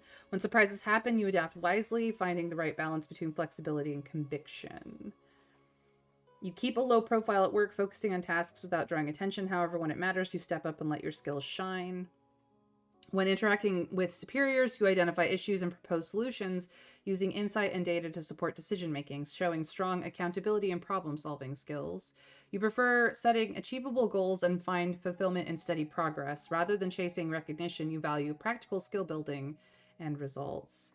You turn the pressure of change into motivation for growth. When faced with shifts, you stay optimistic, play to your strengths, and quickly adapt to seize new opportunities.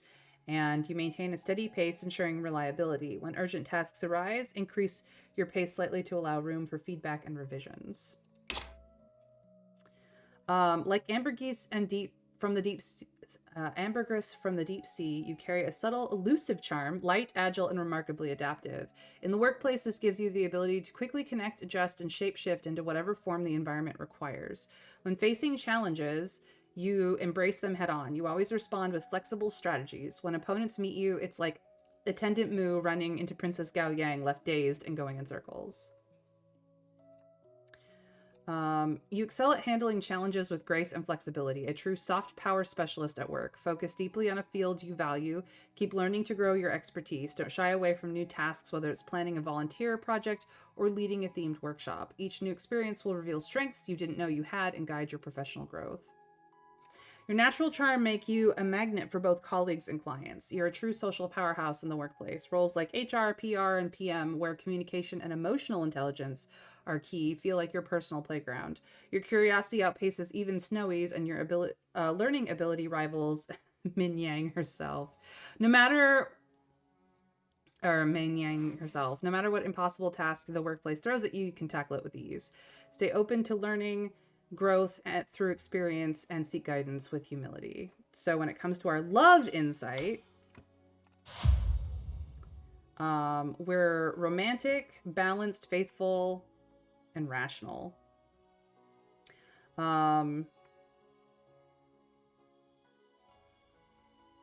So we are more romantic than pragmatic. You enjoy creating dreamy romantic atmospheres filled with sweet memories. Your ability to express affection keeps your relationship vibrant.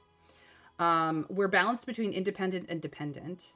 We're able to balance independence and dependence, focused on and autonomous at work, affectionate in love. This gives your relationships emotional flexibility.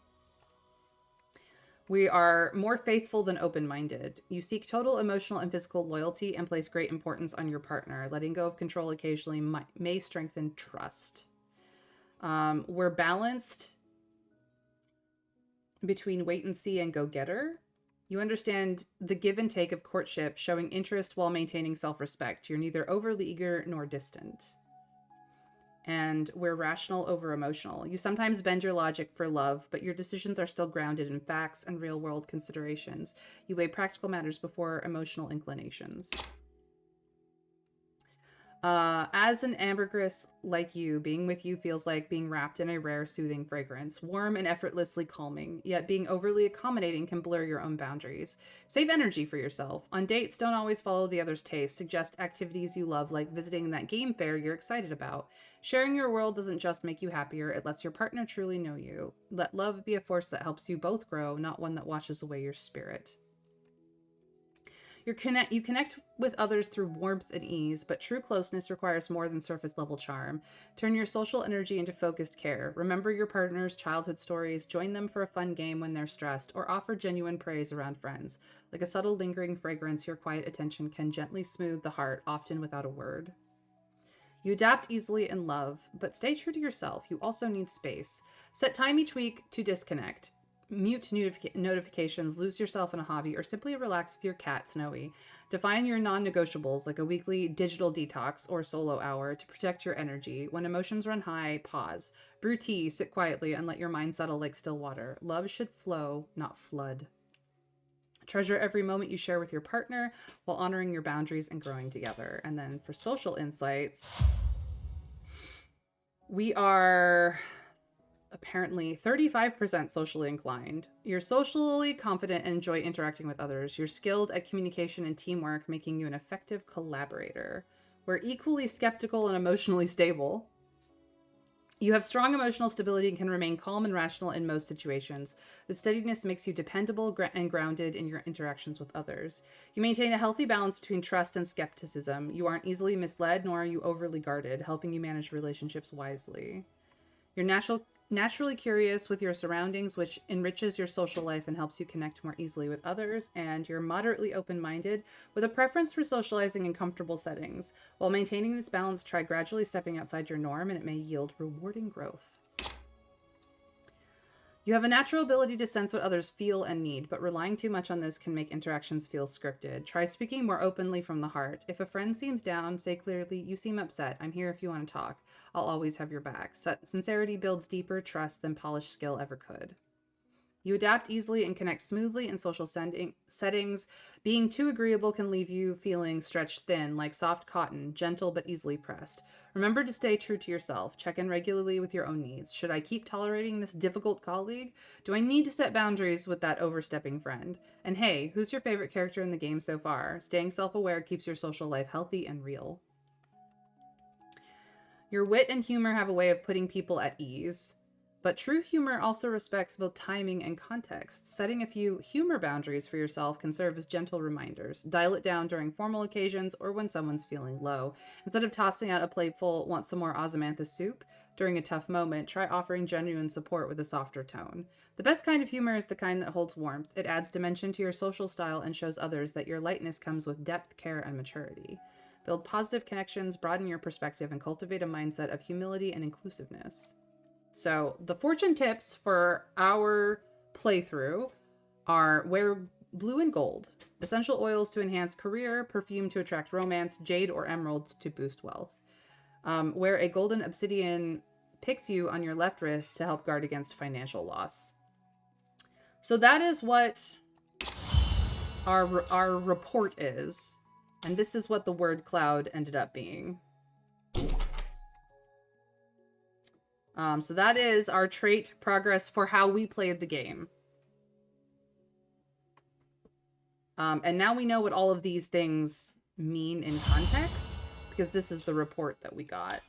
So it is a simulation of personality traits, and while I wouldn't say that this is accurate to who I am as a person, it is accurate to how we played the game, is essentially all that it means. But it is interesting.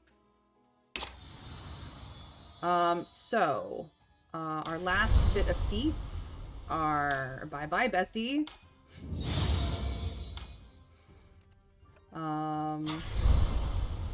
Lingering echoes.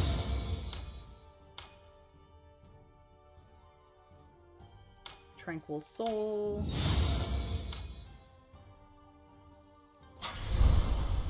Getting the hang of it. Destiny rekindled.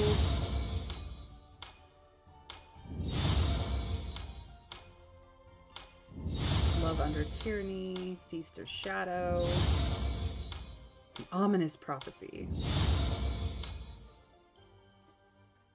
So we have earned this 99, let's see here, 54% here, 23% here, 91% here. Let's finish collecting.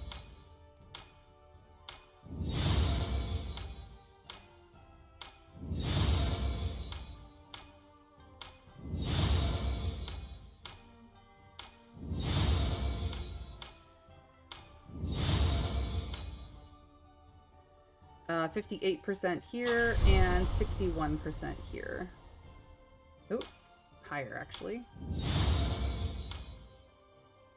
69, nice.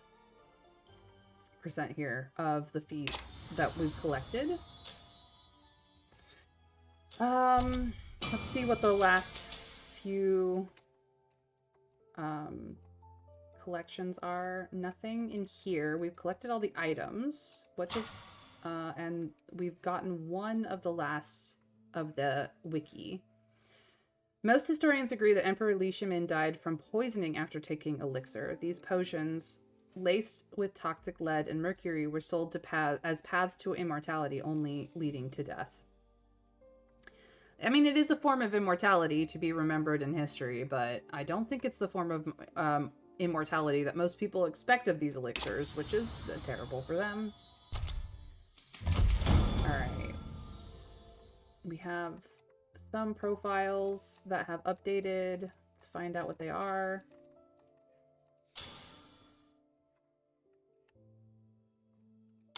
The hairpin wish. 连着，我帮你戴上吧。这是我采到最漂亮的花。思阳，你真好。真好看。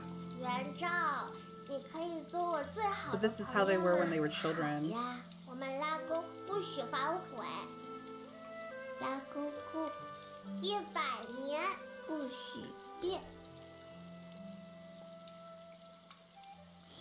真希望我的希尔每天都能 I 这 hope 么 you'll always be this happy, Z. That is not how that happened. Alright. 9th Prince. We know about the umbrella, so these are the bonus stories that happened after the end, after chapter 16. 不日便是先帝继承，陛下要亲往感业寺。陛下真的打算将那人从感业寺接回宫吗？是。臣从前不解，如今冷眼看着他一路走来，或许他的确是个值得令陛下真心相待的。Bodyguard finally got over his 如此 thing against 不 us. 合礼法。如今物是人非，他和陛下再不可能。朕知道，陛下，奴婢还是没有收到明空的回信。明空，可笑朕身为一国之君， Oh, so Ninth 却连 became 一个名 emperor. 字都无法还给他。陛下，他不回信，或许是只想安心在寺中为先帝祈 He's 福。 been sending letters and she's not been answering because she's not been receiving any of them. 陛下，吾事乃先帝嫔妃，陛下应当避嫌。况且陛下登基不久，根基未稳，王皇后有长孙太尉等一众老臣的支持，若是此时被他们揪住错牢，定会大做文章。届时吾事恐有性命之虞，孰轻孰重，还望陛下三思啊！朕知道了。还有一事，皇后和萧淑妃皆派遣婢女前来请陛下用膳，陛下是去……萧淑妃，奴婢遵旨。 So he's being constrained in his position as the new emperor. He banished his brother, of course. 中书舍人柳氏有一个外甥女，才貌双全，晋王可曾听说过？舅父的意思是，她是太原王氏之后，与长孙玉族世代联姻。若是晋王能以其结秦晋之好，定能笼络更多的朝臣。如此，老臣会不遗一虑地助晋王夺得储君之位。 看来舅父扶持我的条 We 件 saw this one. I don't know why it 是 got 他选择的人。reset. But yeah. He had to marry a girl for that. So this is what happens. 魏王殿下因为媚娘被禁足，还未来得及谢过殿下。 We get to see, I guess, a longer version of this 若不是魏 scene. 王相助，媚娘怕是早就命丧黄泉了。怎么谢？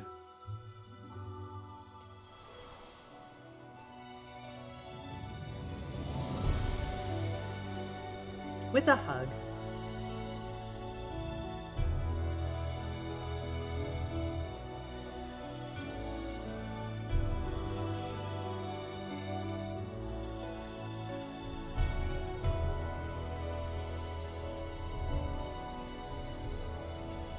And it's only post-hug that Ninth Prince shows up.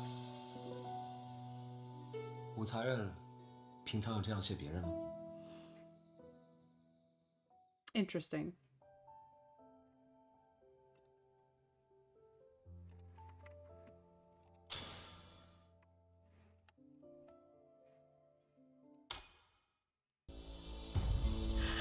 So this is another version of her death.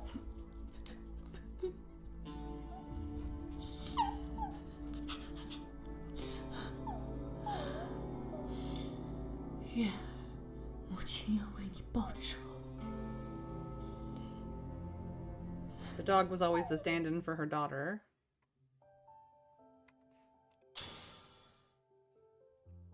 Ooh, and now we get to see what happened between the sisters, the twins.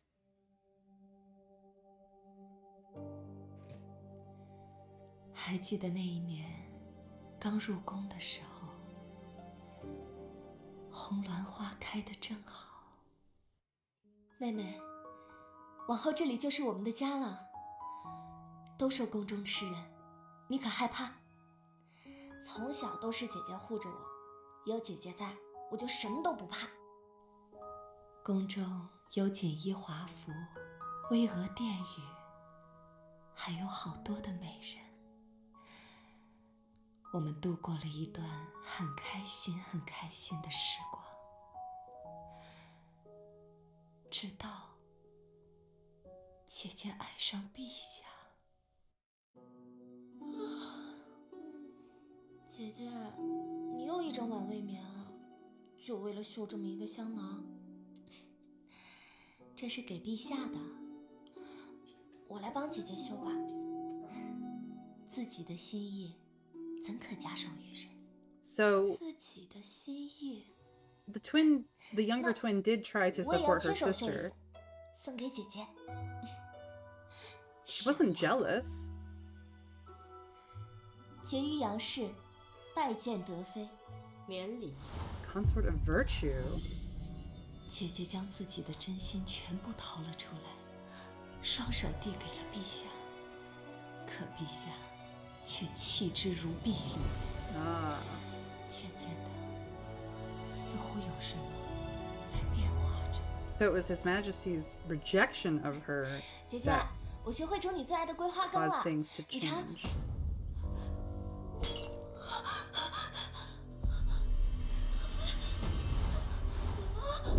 姐姐，杀人了！我杀人了！我没有想杀他的，我只是想让他把香囊还给我。可我不是故意的，我真的不是故意的。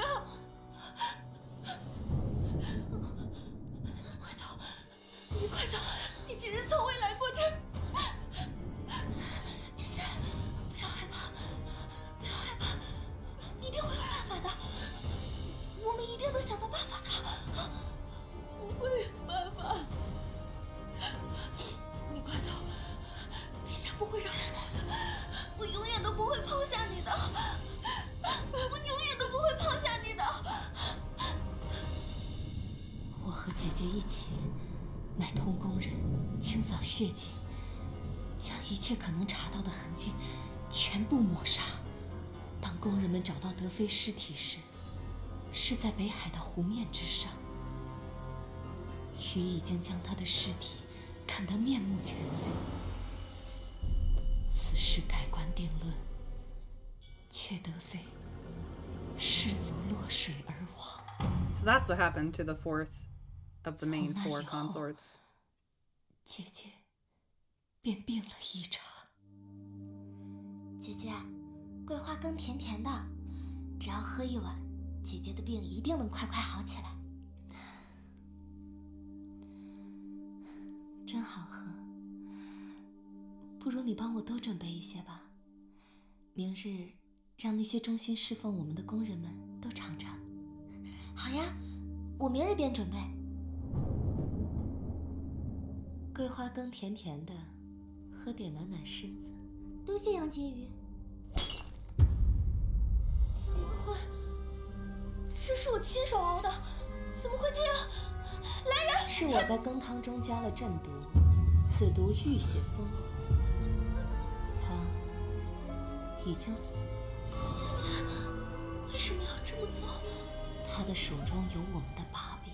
可是他答应了会帮我们保守秘密，姐姐为何要他的性命？他帮了我们 And 呀！ that's when she started using the soup that she loves, 你怎可将自己的性命交 sweetening 托于 it 旁 so that 人 you 的一 can't 念 taste the 之间？ poison in it. 他今日不吐露真相，难保来世啊！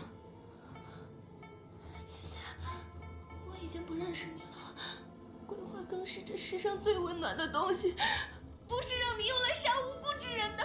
And that is why she gets very upset when her osmanthus soup is too sweet, because then she can't taste the poison in 也 it. 要抛弃我了吗？姐姐，宫中吃人，若是连你都不站在我这边，我又该如何走下去？你可知那天为何我会误杀德妃？他将香囊中的香粉换成了毒粉，他威胁我，若不为他所用，便要我和你以谋害陛下为罪，一起去死。我是为了保护你，才失手杀了他。 The ruthlessness of the back palace got to the older of the 宫中的人命 twins. 如同草芥，赢的人可以主宰一切。我要做赢的人，我要做那个赢到最后的人。妹妹，你愿意帮我吗？妹妹，我只剩下你了。 And so, of course, the younger sister supported her older twin. 我帮姐姐除去了所有知情德妃之事的工人，而后帮着姐姐一步步从婕妤升为淑妃。这一路上，我帮她杀人，帮她害人，帮她一步一步登上高位。我的手沾满了鲜血，这双手无论怎么修，都修不住曾经的我和姐姐了。后来，陛下愈加宠爱一个女子，她姓韦，短短10日便越过了姐姐，成为4妃之首的贵妃。她与姐姐明争暗斗不休，争陛下宠爱，争宫中权势。直到韦贵妃执掌后宫长事权，开始顺藤摸瓜重查德妃当年之事时，姐姐开始害怕了。 But that's why there was no concert of virtue. There was 害 kindness, 皇嗣， elegance, 戕害嫔 and 妃宫人， preciousness. 满身罪孽，罪无可恕。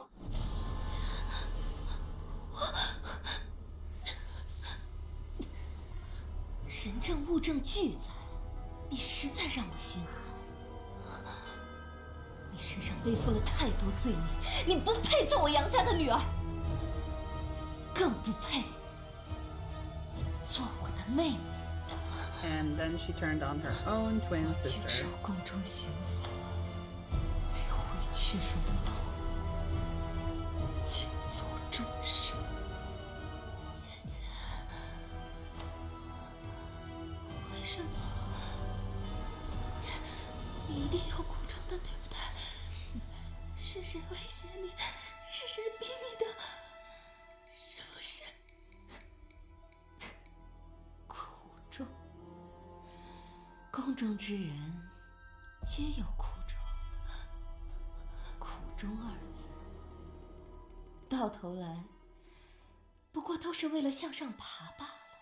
姐姐，向上爬就那么重要吗？ She just loved her sister. 我厌恶任人摆布， And this is what happened 厌恶被自己的丈夫冷落， in the pursuit of being wanted by the Emperor. 主宰我命运的自己。妹妹，你是这世上最爱我的人，既然如此，何不成全姐姐的心愿，吞下一切罪责，让姐姐清清白白的高坐云端，姐姐会永远感念你。姐姐，你真的要抛弃我吗？姐姐拼死保下了你的性命，如何能算抛弃你呢？ Yes, you nearly left her alive to suffer for years. How kind. 姐姐，你为什么要这么对我？为什么？陛下他对我起了疑心，我不得不舍弃我的妹妹你。此生便当是姐姐，对不住。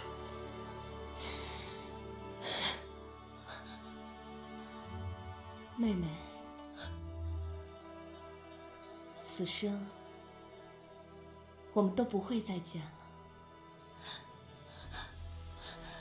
咸池殿便将成为你永生永世的囚牢。 And it was until she took her place. 你说过，永远会站在我这边。不要丢下我！不要丢下我！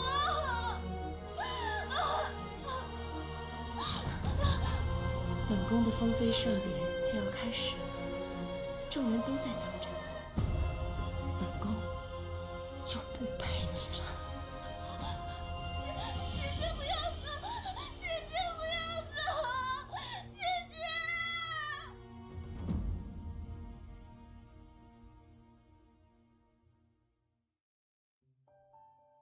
Terrible. Absolutely terrible. It's very fitting that she took her place in the end.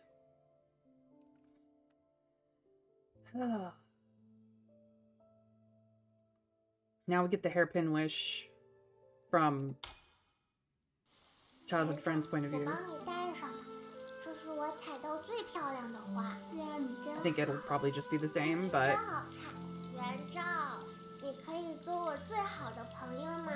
it's sad. 我们拉 So 钩 earnestly in their childhood, they wanted to be besties, and then 100年 politics outside of either of their control 长大 is 后 what 我也要 tore 继续 that 为 friendship 我的 apart. 小三花。 It has nothing to do with either of them is the saddest part, but family connections being what it is in this era is very... It was very, very sad. And her hatred of another person who had nothing to do with what happened to her father truly is just like misplaced lashing out at someone as helpless as her, which is really just kind of pathetic. 为我订婚约，中书舍人柳氏有一个外甥女，才貌双全，晋王可曾听说过？ We can get a new perspective of this scene? I don't know. 她是太 I 原 hope so. 王氏之后，与长孙玉族世代联姻。若是晋王能以其结秦晋之好，定能笼络更多的朝臣。如此，老臣会不遗一虑地助晋王夺得储君之位，立志唯有依靠我，方能得到储君之位。我的任何条件，他都别无选择。 He was very confident. Okay, so we get his thoughts on that. And the last one. So official Zaya manages Ganyi Temple with a mix of sternness and kindness towards the nuns. Some say her gentle moments carry a faint lily scent. She is as gay can be. This is a lesbian through and through. Let's see. We apparently have not unlocked all of the bonuses. So there is some unlocks that I will have to go searching for, but these are all the bonus videos. We've seen them all. And there are also blooper videos behind the scenes. Let's see how silly these get. Aww. Tangyan as Uni. Tangyan is the dog's actual name. So good at being cute. Look how cute this dog is. Look out.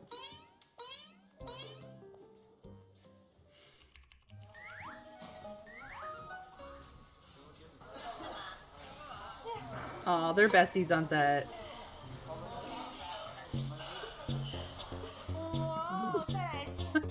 They're silly.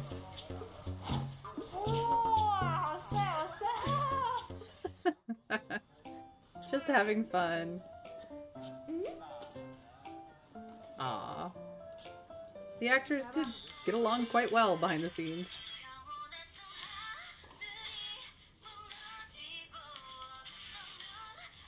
It's interesting how seriously they took this. I'm curious to see if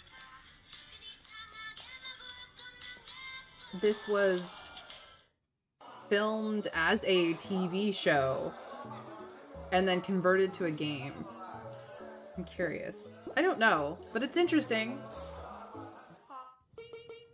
You'll notice that things are very loud in the background. A lot of these period sets for shows and whatnot, the Chinese drama shows and stuff, they are in this massive complex where there are like 3 or 4 different palaces from different eras, and people are all filming at the same time. So a lot of like, especially the Chinese drama shows are, there's a massive amount of voiceover work done for them and a massive amount of sound correction done for them because there's like 15 to 20 productions being filmed at the same time in their time slots. There's just constant filming once they're on set, even for behind the scenes stuff, for social media stuff, the whole 9 yards. So you'll find that even when an actor or actress is, you know, having some downtime, they're always doing something.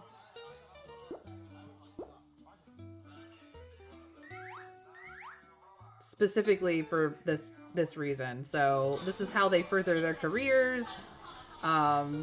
If you notice, they're all like bundled up against the cold. It doesn't matter the season. Yeah, like it's crazy.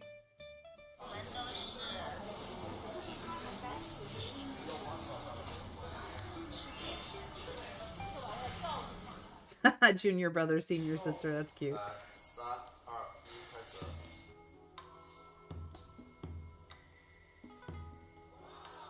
Wow, she is a very good crying actress. It's like not everyone can cry on command, man. Some people have to use like eye drops and all kinds of stuff.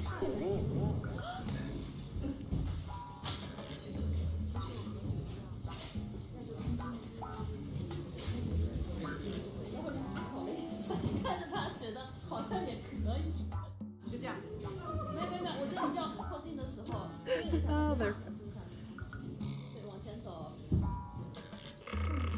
they were having the giggles during rehearsal. She has the script in her lap.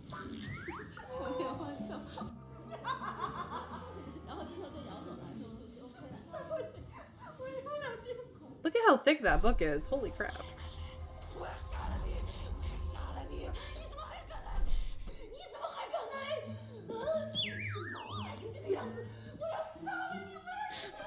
She's not actually strangling our leading lady. She's strangling the cameraman's arm. Oh, that's funny.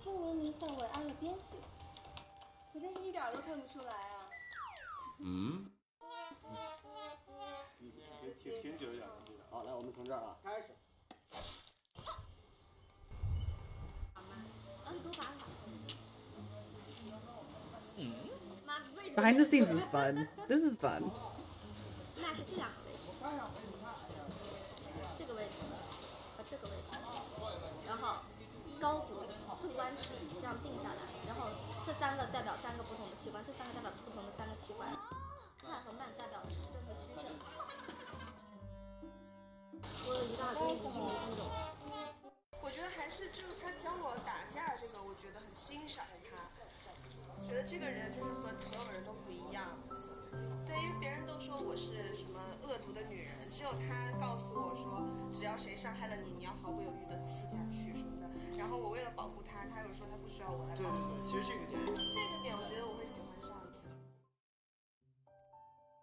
That was a lot of really good behind the scenes stuff. That was fun. I mean, it was just one little thing, but that's still fun. So we do. I'm not gonna go through all the videos. These are the bonus videos. We've watched them.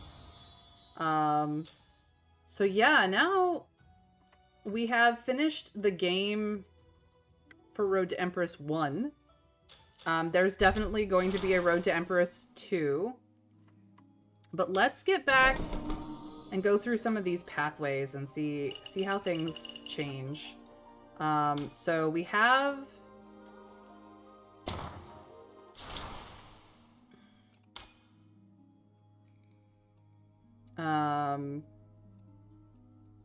some things that could go on. Do we want to like, I'm just gonna go through. This is locked. We never even got this chapter. Because we picked a different path, interestingly enough. So at the banquet, very early on, we tried this path. It leads literally to death. This was the only way forward, but we didn't try any of the other things. So maybe we go back to the Frightful Banquet and try a different way. So this was the fine. We were fine. Maybe we do something else to try and unlock that. But first, I am going to pick up all this stuff.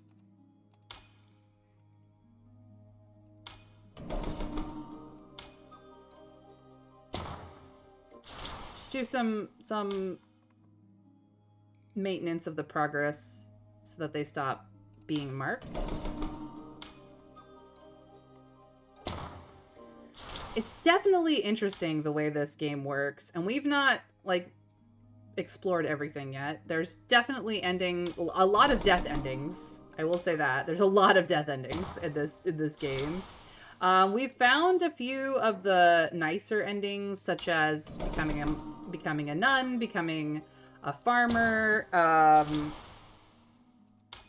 becoming a soccer mom. That was probably the most surprising ending we found. That is of the nicer endings. Just being able to generally escape the palace, but not become Empress. We can't do it in this game. We have to wait until the next one.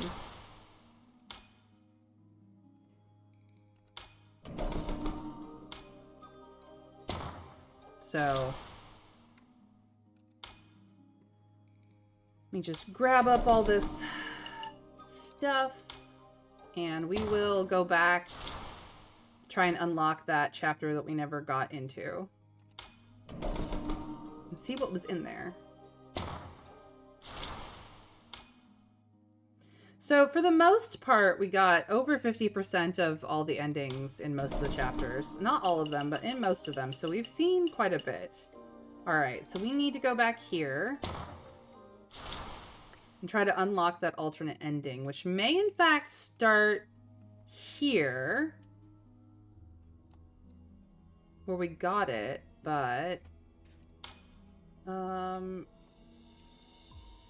that doesn't really help me. So let me actually start back.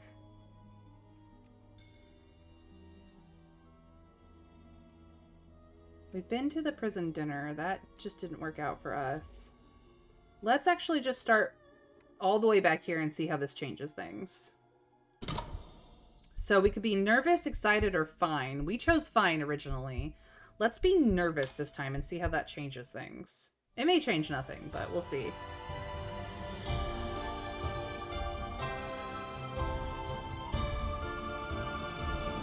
This was our introduction to the Emperor himself as a new consort. 今日花朝夜宴，大家不必拘谨，定要尽兴才好。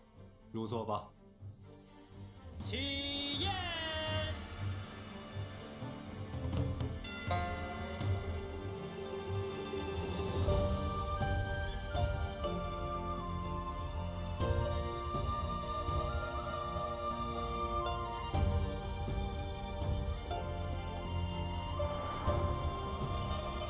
This is also our first introduction to the consort of kindness, who is a well-known dancer. 陛下，妾敬你一杯。 So of course preciousness tries to distract. 贵妃替朕料理，辛苦了。妾分内之事。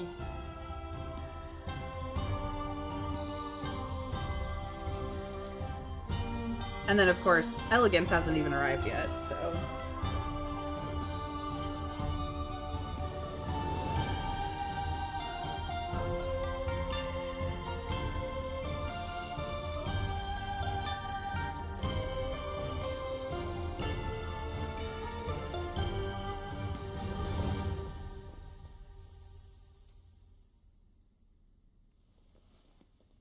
这支舞，妾苦练多日，献给陛下。不错不错，真是让朕开了个龙眼。今日正好有波斯进贡的一对金丝舞鞋，就赐给贤妃吧。是，陛下。谢陛下。 So this option 有姐姐厉害吧？ didn't really change anything that we can see yet. It may have knock-on effects, but I think that was a choice that doesn't really matter. 妾身方才此舞，不过是抛砖引玉。这新人之中，更是卧虎藏龙。听闻有位将才，淑妃姐姐推举了自己的外甥女入宫，想必此人才艺卓绝，不如请她献艺助兴，如何？好啊。Okay, so this is the 在哪儿 next. 呢？上来吧。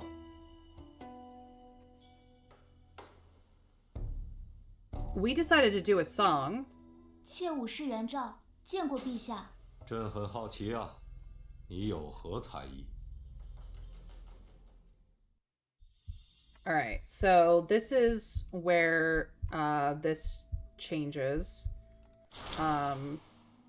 Yeah, it looks like regardless of what choice we make, they all lead to the banquet performance. I think that even if we went back and did this one, it would not matter. Interesting. So this is a choice that really does not matter. However,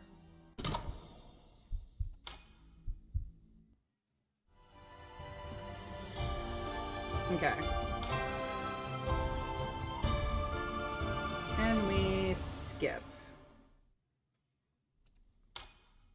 今日花朝夜 Skip to this. Okay. So we are currently on the excitement path.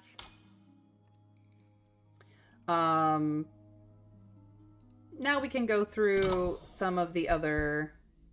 So let's go with the terrible Peepa performance and see what happens. 待妾准备。 We clearly have no idea what we're doing with this.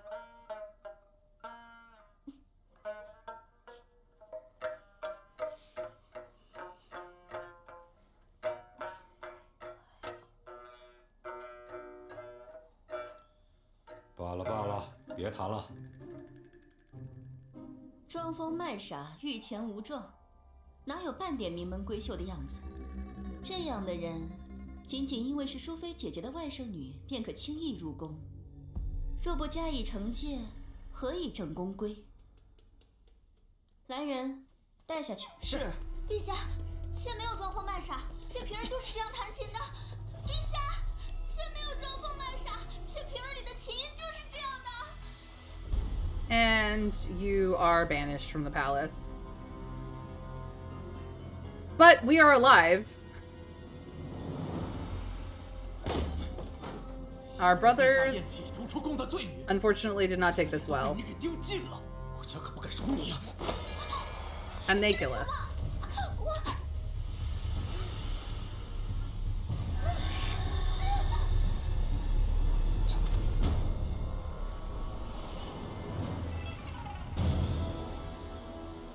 Look at how gently they put us down. Like, in actuality, nothing happened there because it's just to pretend, but wow. In this vast imperial court, not a single soul recognized your music. The tragedy lies not with you, but with the dynasty itself. Wasn't good music, I'm gonna be honest. 有杨淑妃当靠山，又如何？琵琶还能这么弹？这宫中何曾见过这么有趣的人？ Fourth Prince was into it. 这琵琶的声音，振聋发聩。 And so was Ninth Prince. Wow. I don't think there's anything you can do to not gain their interest, honestly. But that is death. Okay. That was not fun. Let's try that again, shall we? Let's try just a simple dance. We won't outshine the Consort of Kindness, but we might not die from it.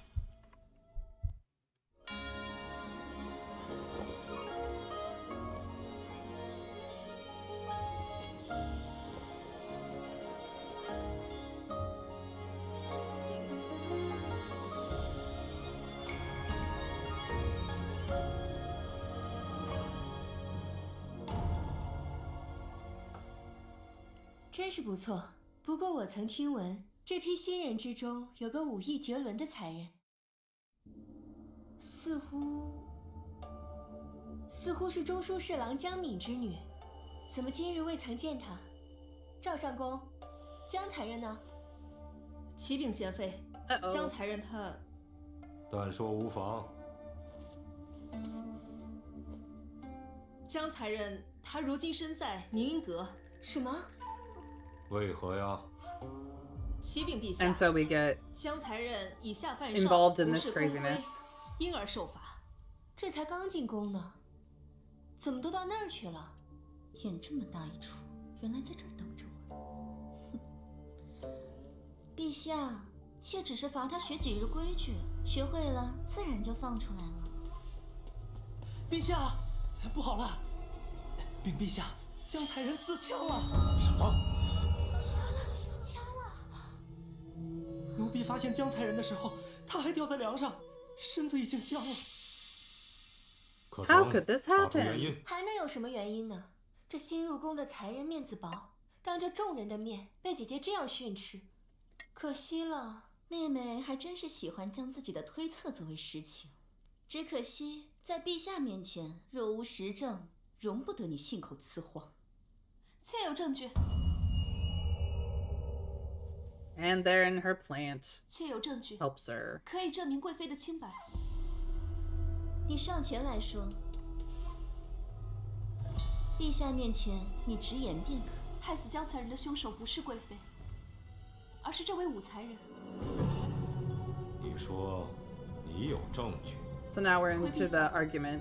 武才人在入宫前便打听到贵妃独爱牡丹，又知道江才人才艺出众，在一众新人中对他威胁最大。 因此，故意赠予江才人一支牡丹发簪。江才人是被人陷害，才惹得贵妃震怒。贵妃虽然责罚了江才人，可绝不会枉害他人性命。因此，妾断定，江才人之死，便是这武才人一手策划的结果。陛下，切勿听信他一面之词。武才人，他是你年纪轻轻竟如此狠毒，来人呐，拖下去！陛下，陛下。 So she tried to do 2 birds, 1 stone, and it didn't quite work. 淑妃到！阴谋。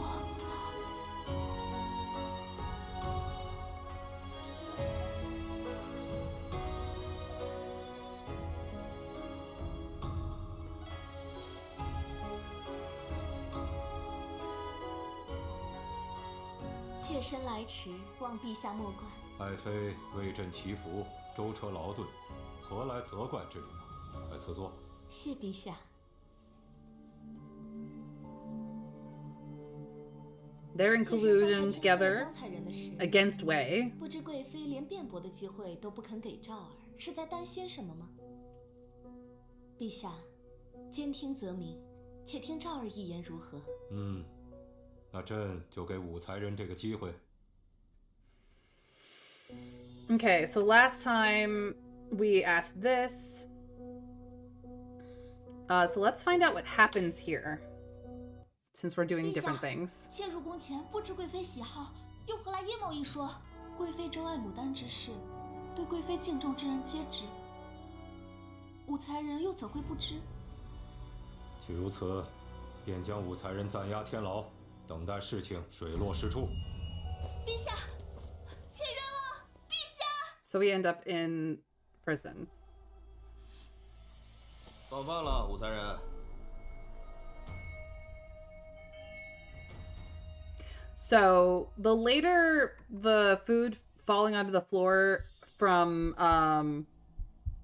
in the temple in the future is a throwback to this. We're gonna eat the flatbread because it's probably safe, but we'll find out if it's not because we avoided it last time. Nope, it was not safe. None of the food is safe. 看来这药真是过硬，看他这样子，怕是很快就可以完事了。贵妃交代的事情，属下必当是竭尽全力的。 Interesting. None of the food is safe.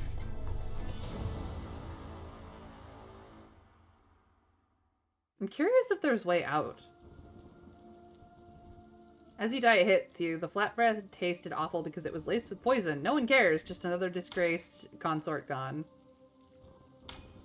真是太好了，黄泉路上我们也可以作伴。 Aw, poor innocent Jang.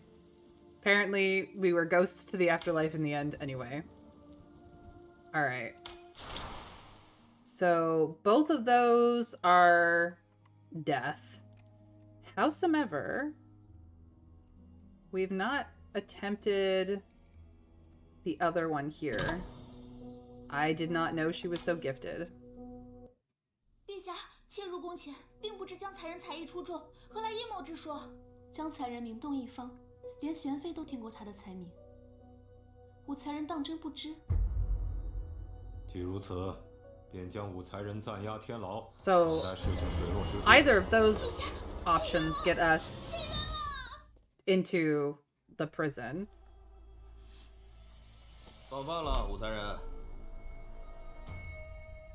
The food is poisoned.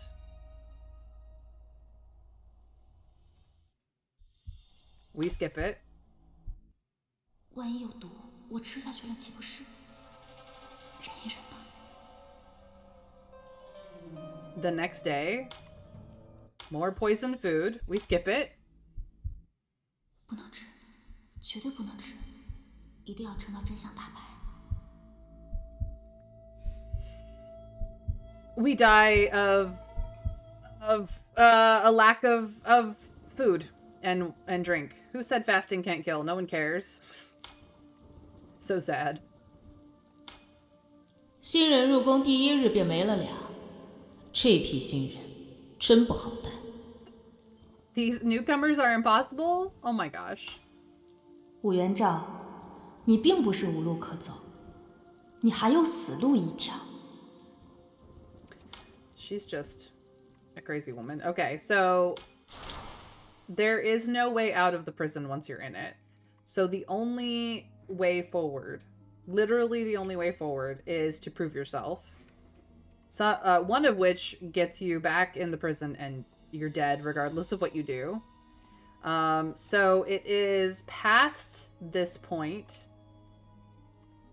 where we take this path where we implore His Majesty to examine what actually killed the suicided consort, newly entered consort. And we have to get to here. So we were unbothered here. I'm actually going to go with disappointed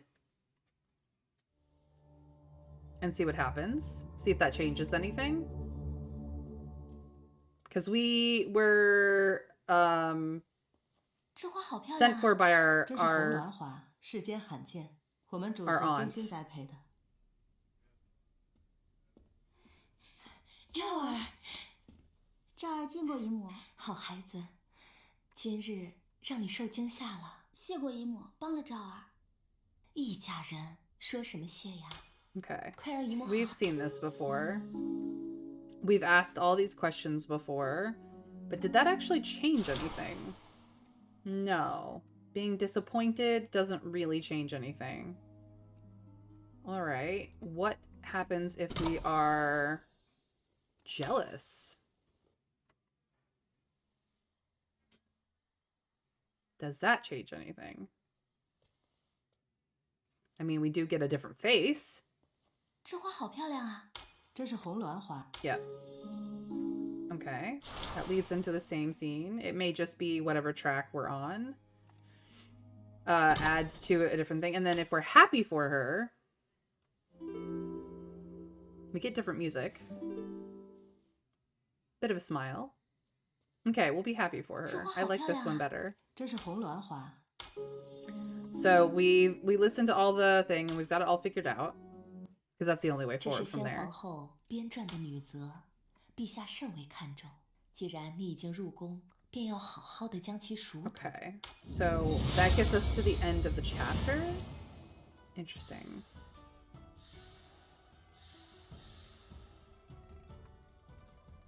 How does that change this? Or does it do anything?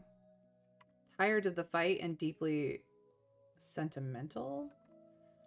Interesting. And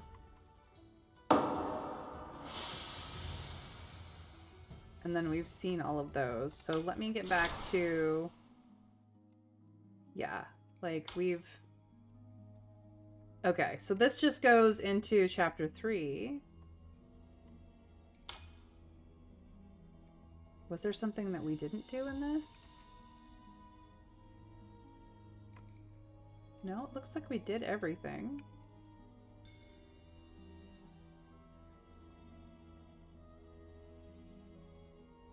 I don't know why it's not 100% complete.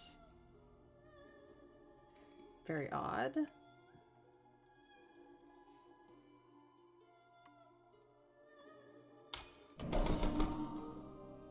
But this one is still locked.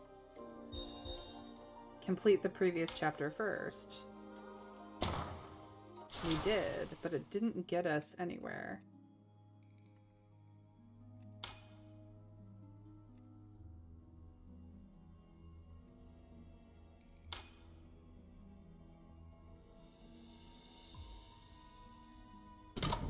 Okay.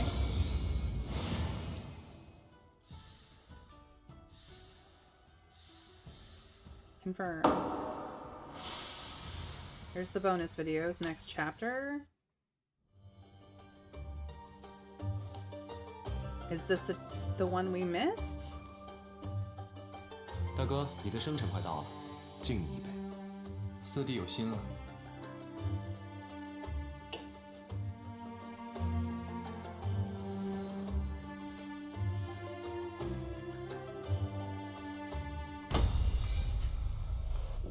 太子竟如此耽于声色。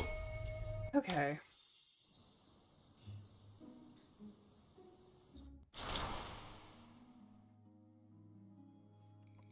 Is this where we lose out? Trying to figure it out, guys.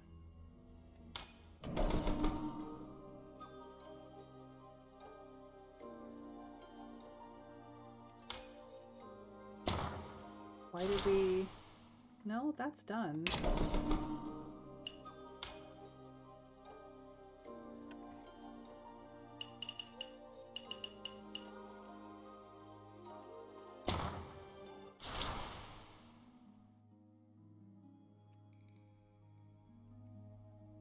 Why does it set us to the fretful banquet?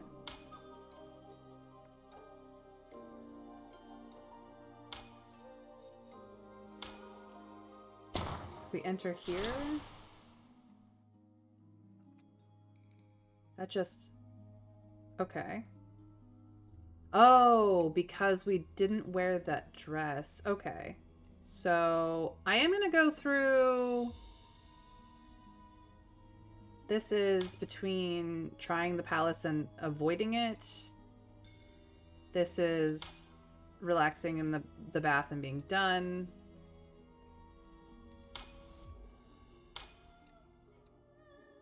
We kind of wobbled between them. Okay. So what happens if we pass? 上服局备了2套衣裙供才人挑选，才人想选哪一件？该选哪一件呢？ And then we'll just choose the other dress. That might be what was different from last time, is we didn't choose the red dress. Which I feel is not her 才 color. 人选的真好，即便是云锦霞彩，也难及才人的姿容半分。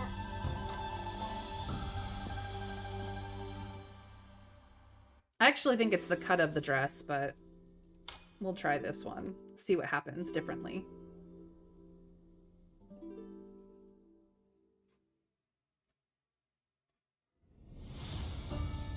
Part 2. 主子，新人们也在殿外等候，让他们。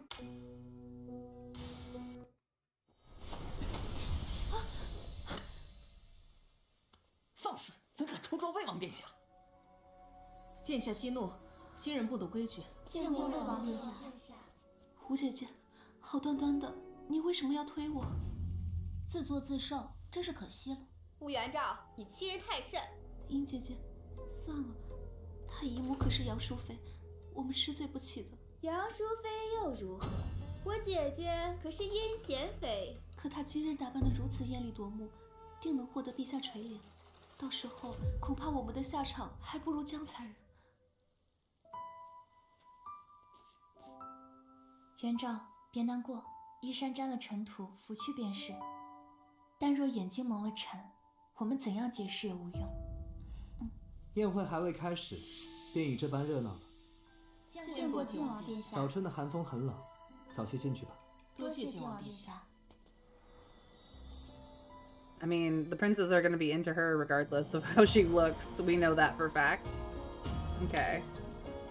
So let's get to this.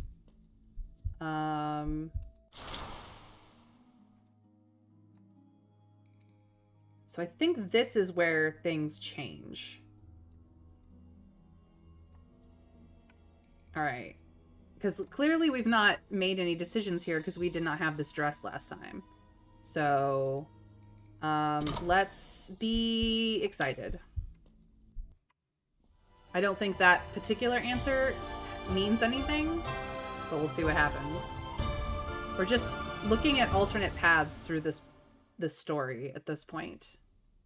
今日花朝夜宴，大 The 家 banquet 不必 of 拘谨， flowers. 定要尽兴才好。入座吧。起宴。 Okay. It's a lovely banquet. So once again, we have these three ways through the banquet: a dance, a song, and a pipa performance. And we know that the song wins, so we're gonna go there. But we're gonna skip the performance because we've heard it before. She's just in a different dress this time. 似乎是中书侍郎江敏之女，怎么今日未曾？ Here we go. We know that these two are deaths, so we're gonna go for why would 陛下 she be? 进入宫前，未曾打听过贵妃的喜好，但是却听闻贵妃执掌后宫事，向来赏罚分明，如何会因为一个小小的发簪而责罚才人？此言未免诟病了贵妃。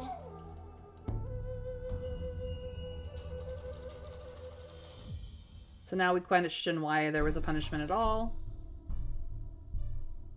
So we could investigate who met her before she died, but since the woman, since Consort Wei, we know Consort Wei to have control of the back palace guards. That's useless. So it's really examine her body to find the cause of death, please, because that's the only way forward. 请陛下下旨，查探江才人尸。 So we survived this encounter. Yay for us. 皇上有旨，吴才人，你今日一曲动人心魄，陛下特赏赐鎏金银花钗一对，金珠嵌宝项链一条。 So we got gifts for our performance in the other dress, in the red dress. I don't think we got gifts in the green in the other dress. Uh-oh. They're poisoned. There's poison in the tea.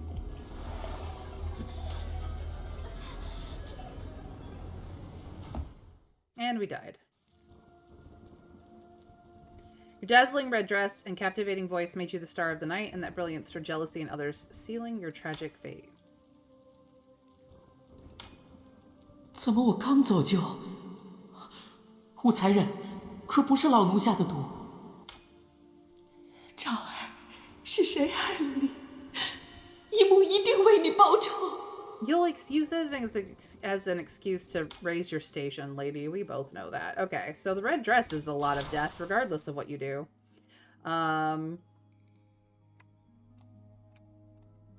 There's no way forward in the red dress. So Celestia or Radiance is kind of, that's why we didn't get that chapter, because going in the red dress, there's no things here. Why?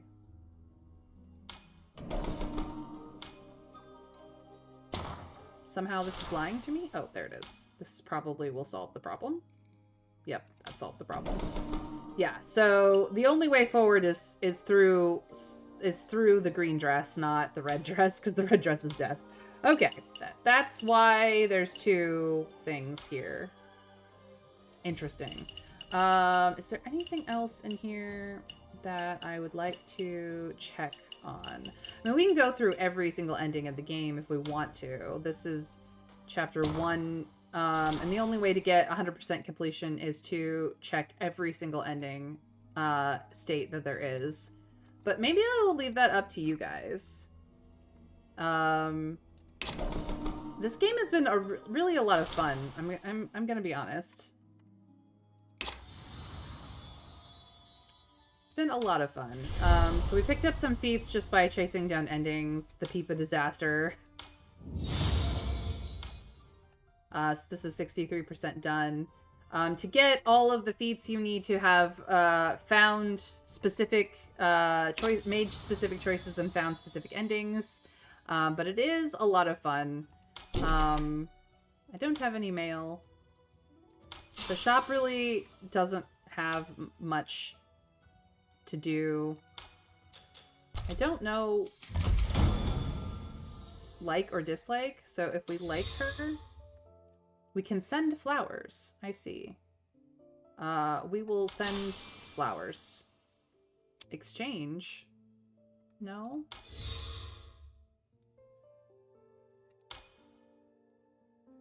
I don't know what that does.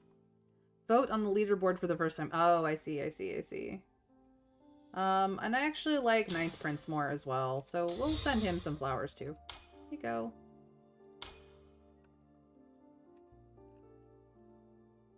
Who do I not like? Who do I not like the most?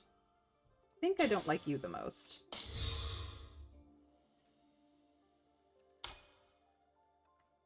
We threw eggs at her.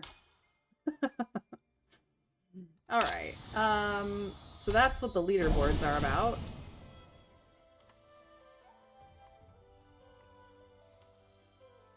I don't actually dislike the princess, to be honest. But overall, the main character is the most liked.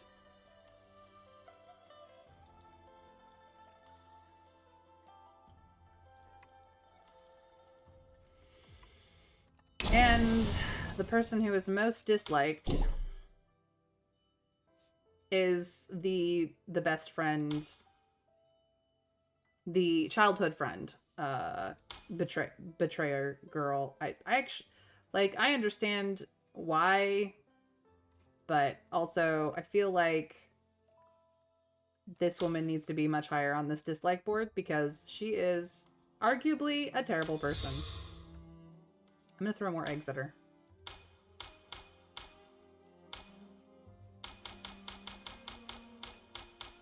I probably will not manage to bump her up too far, but there you go.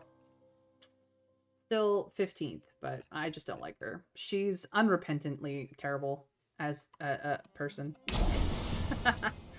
So that's the leaderboards, which I've pretty much ignored because it doesn't really matter, but they're fun. Oh, apparently I got new feats for that.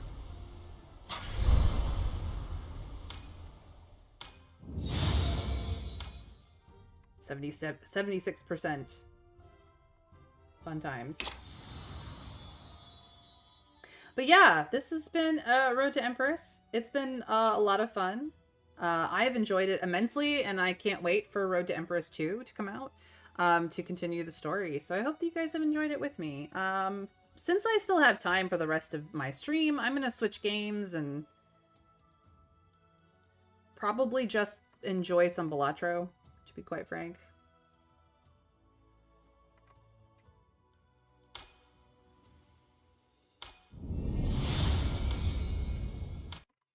So, just as a way of chilling out for the rest of the time. Or, well, no. Actually, I'm going to play some Occlude. We're going to do something a little interesting. Yeah, I think that will be good for us.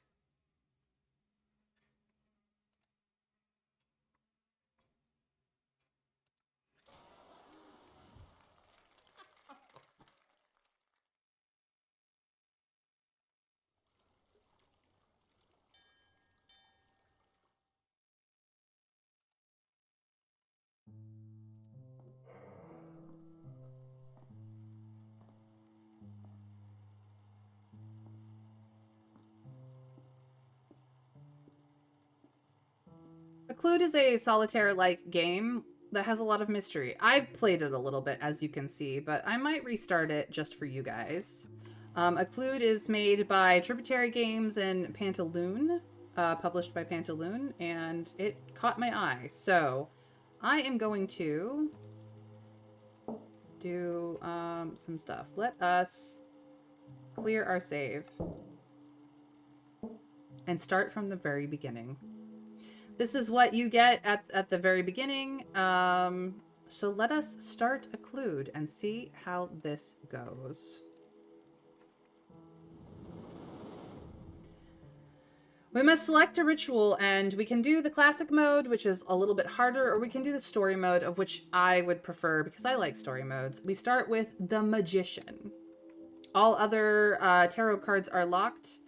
They have 3 different endings, a bad ending, a 1 to 3 ending, and a 4 ending. So let us begin and see where it starts. New York City, March 1955. You did something real bad. You never knew a person had so much blood in them, but it can all be undone. That was the promise. You just needed to play your cards right. Welcome to Occlude. Our tutorial will teach you how to play this game of occult solitaire. Occlude is a variant of solitaire with slightly different rules to what you may be used to. The aim is to sort all the cards from the tableau piles in the middle to the foundation piles on the left. Once they are all sorted, the round is over.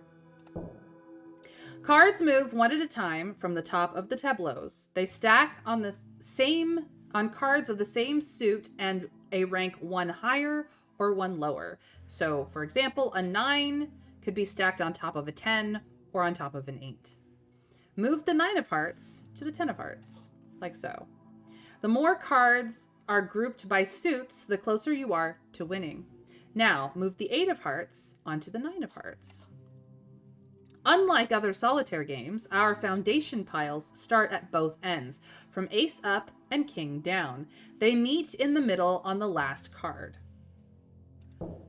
The Queen of Diamonds is now free. Drag it to the King of Diamonds in the foundation to clear it from the board. Strange. When you picked up the Queen of Diamonds, a coin moved. It then changed to a skull when the coin was placed on the foundation. It's like you're being told something. In Occlude, each ritual introduces their own secret rules.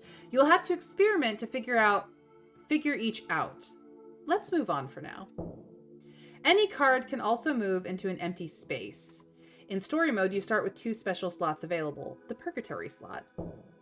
You can place a single card in each Purgatory slot, which can't be stacked on. Try moving the 4 of Clubs to the Purgatory slot. The 2 of Clubs is now free and can be placed on Foundation. You can do this quickly by double-clicking on it. Excellent. Creating empty columns is important in Occlude. They make it easier for you to sort cards and reverse their order. Let's use that empty column to get some hearts stacked. First move the 8 of Hearts. Now the 9. Now the 10 of Hearts can be moved onto the Jack. Now the 9. Now the 8. Superb.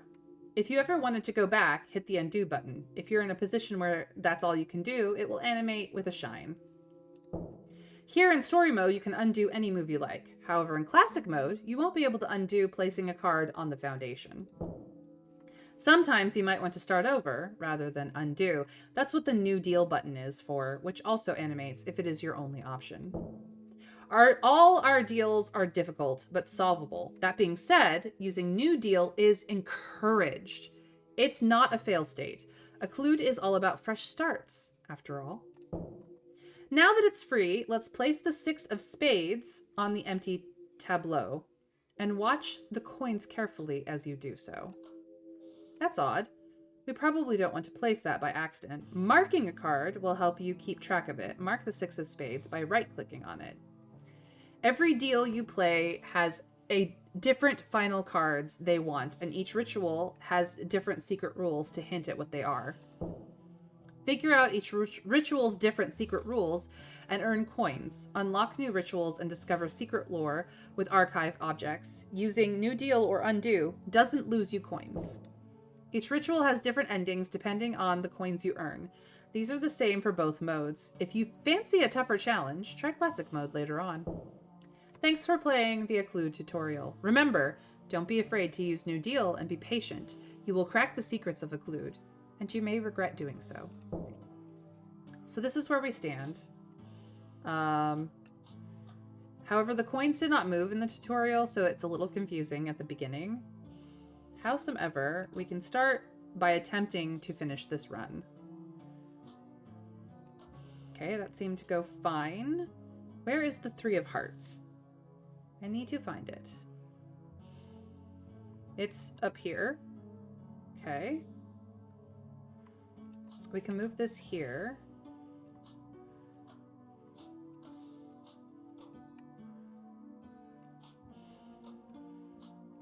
So we haven't gotten any of the coins to move yet. That seems all fine.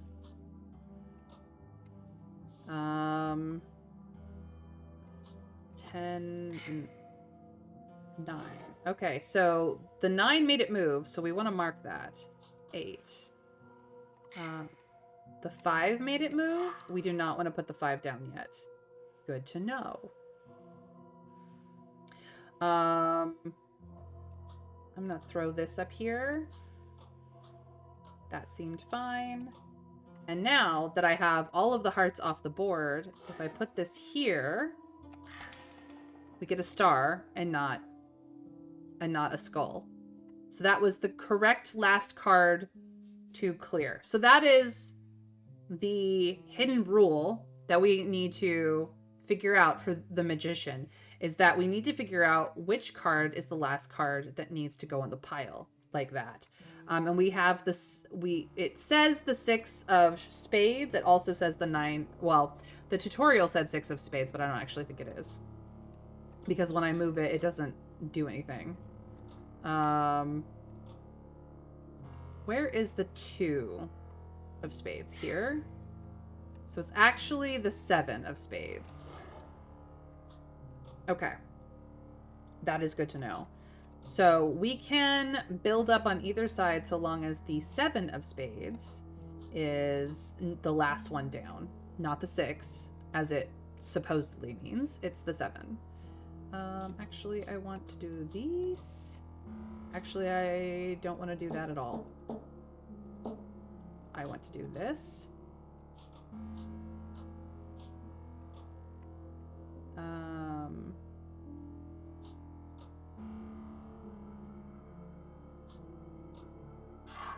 Nope, that's the last one that needs to go down, so we will put that up there.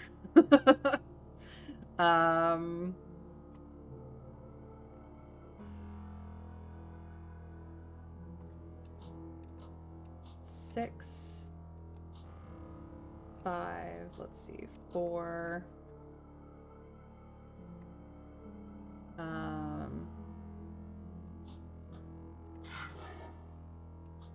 So we can put down the jack and put down the 10. 9 can go up here. And then we need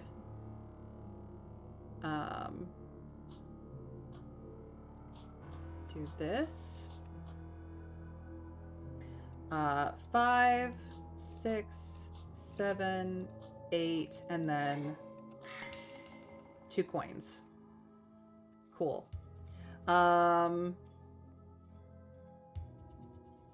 Here's the queen, jack, 10, 9, 8.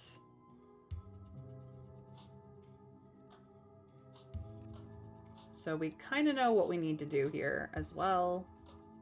This goes here. The 6 can go down, but the 7 must be the last.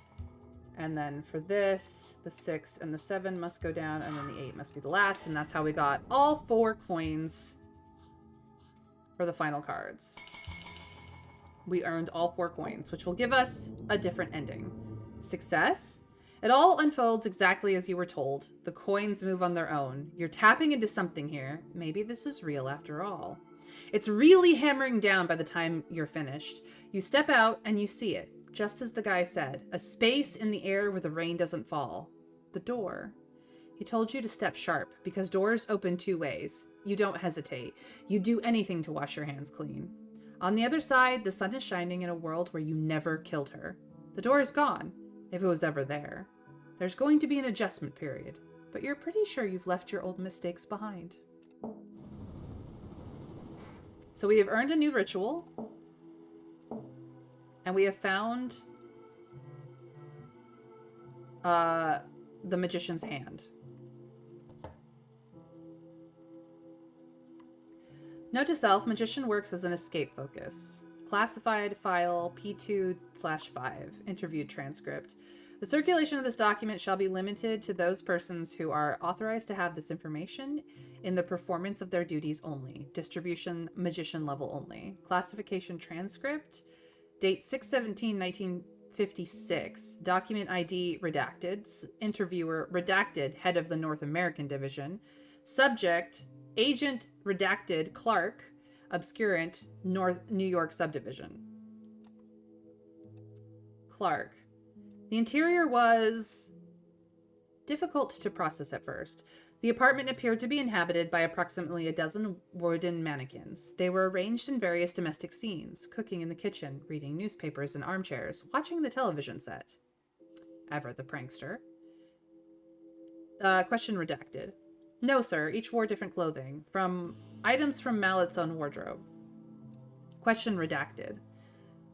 None. According to neighbors, he'd been home the previous evening. He was last seen heading out around 8 p.m., just as the rain started falling. Said he was going to the diner. Interviewer. Question redacted. Date of the Shanghai event? Significant? Clark. Oh, the irony. That's right. At the diner. A standard playing card deck, plus the magician from the tarot, and 4 silver quarters dated 1932. The cards were arranged in a variation of the Occlude pattern. Interviewer. Question redacted. Clark. Yes, sir. The journal described his encounter with a man at the gas station. The stranger offered to teach him a special solitaire game that can change things you regret. Interviewer's question is redacted. Clark. Only vaguely well-dressed, polite, educated, nothing that would identify which entity we are dealing with, though the mannequin strongly suggests the dandy's involvement. Of course it was the dandy, moron. Interviewer's question is redacted. Clark. Mallet was the prime suspect in the killing of his ex-wife and her new husband 2 nights before the incident. Witnesses placed him near their home and his fingerprints were found at the scene.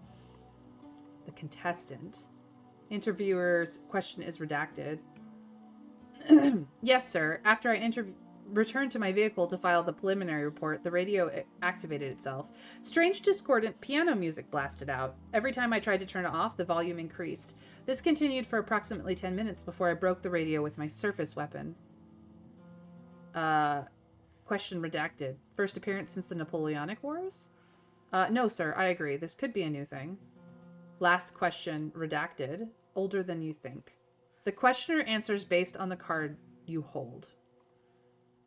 Do not distribute. Interesting. All right. So now we can select another ritual. We have cleared the magician by earning all 4 coins and unlocking the 4th ending, but I am actually going to redo it and I'm going to fail it. You did something real bad. You never knew a person had so much blood in them, but it can all be undone. That was the promise. You just need to play your cards right. So let's do failure mode, shall we? We are going to ignore which card needs to be on top, and we're just going to clear the piles as we can. To that end, this one can go down first. As can this one.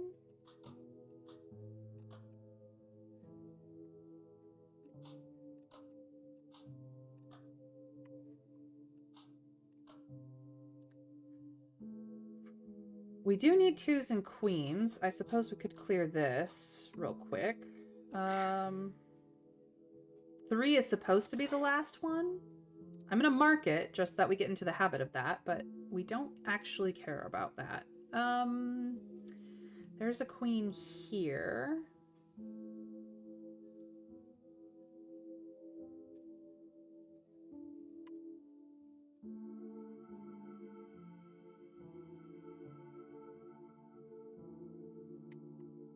Let's see here. Where is the 8? Do I know? I don't.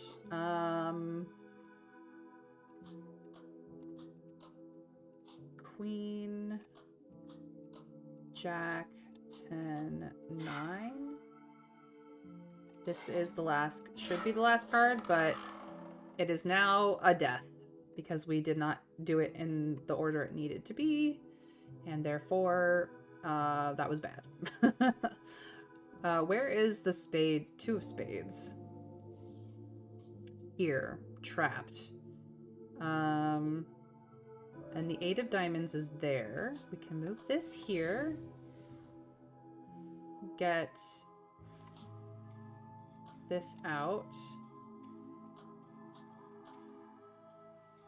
8 of hearts is in the way, but that's okay. We can move this out.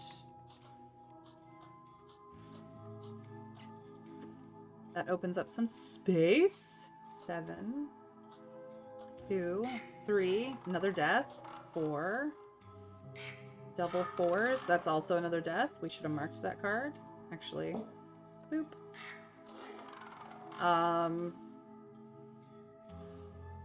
5, 8, 7.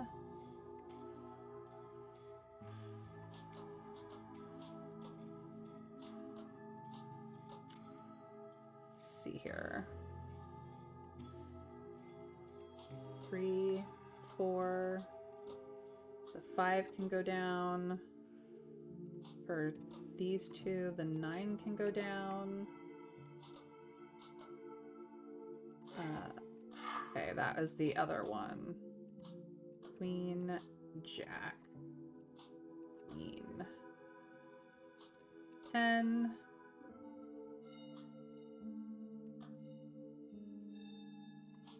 Six, Jack, 5,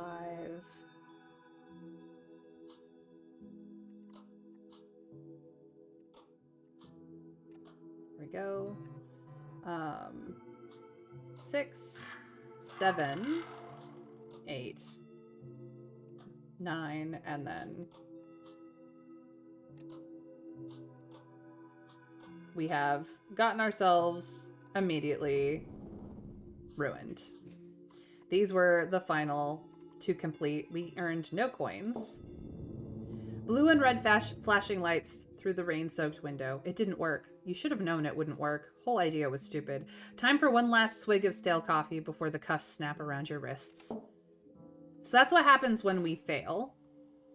Now let's see what happens when we don't quite fail. Don't quite. Yes, I've switched games, PP. I know! 2 games, 1 stream. What in the world? This is Occlude. It is an occult solitaire puzzle game. But we've gotten 2 of the 3 endings for the magician card unlocked. So let's see what happens when we only partially win. We have to get at least 1 of these piles right. I'll probably do 3. I wasn't thinking it was. Ooh, we already know that the Queen of Hearts is the last card here. So what suit should I fail at? Which suit should I fail in this? It's not that one. That is the question I'm asking you guys.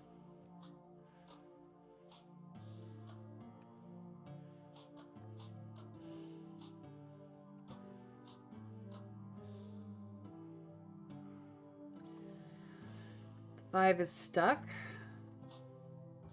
Well, it's not these 2 cards. Cool, cool, cool.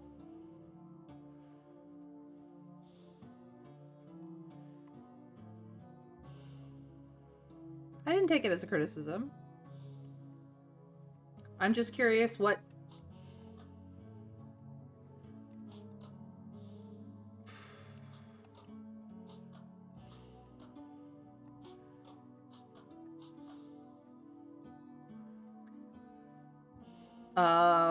what suit should I fail? Should I get death in? Clubs, diamonds, hearts, or spades?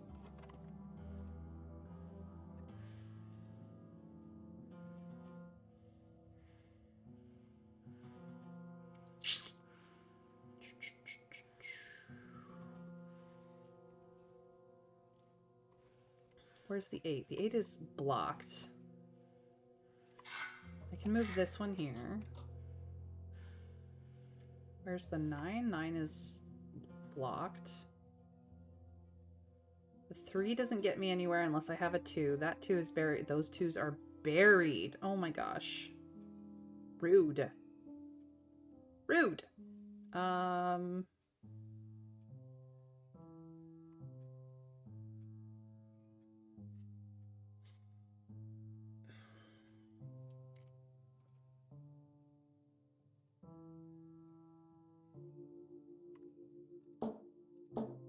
Okay.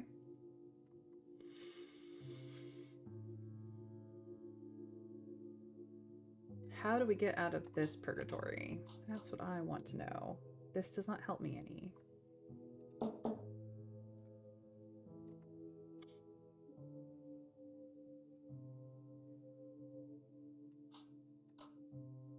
Let's do maybe this.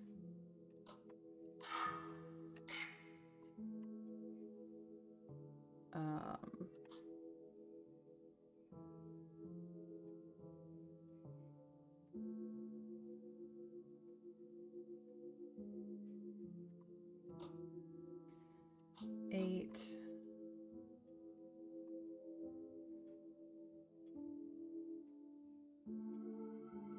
Here we go. 10.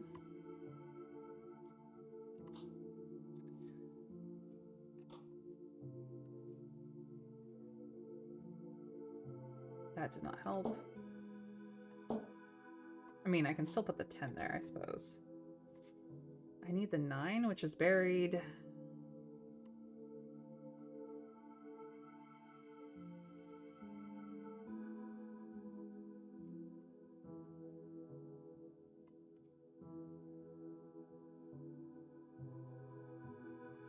can't do anything with this 4 either.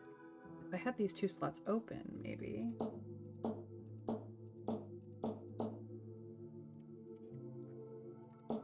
Okay, that's why I put that one up there. But maybe instead of that, we put these 4s up there. So that we can do...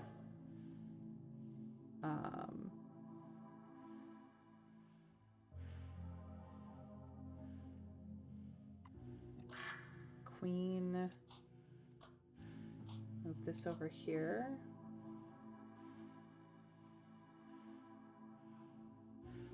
Forgot what I was trying to accomplish there.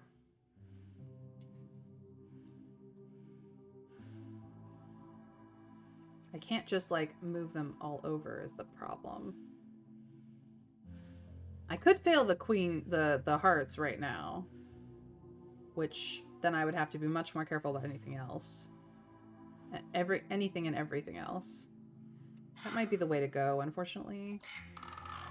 Which I kind of hate, but here we go. 10, 9, 8, 7.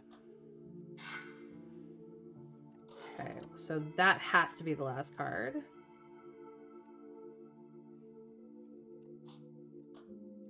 Six.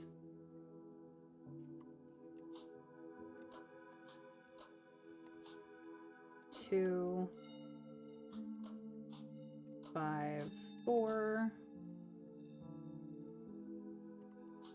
Nope, that doesn't go there yet.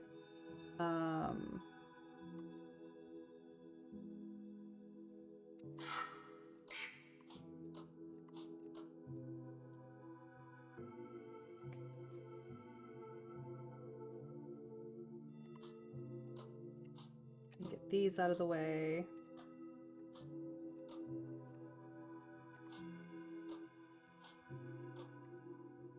Okay, we're making progress now.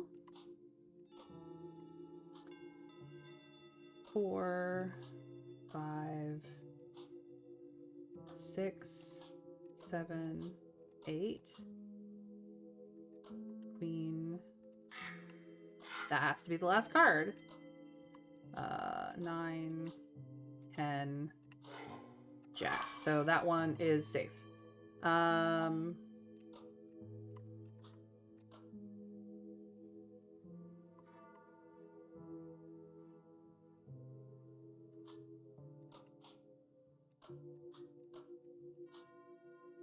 That's the last card there.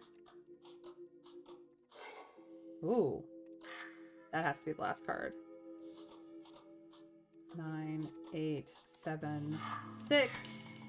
And then 10, 9, 8, 7, 6, 5. So that is 1 death, 3 coins.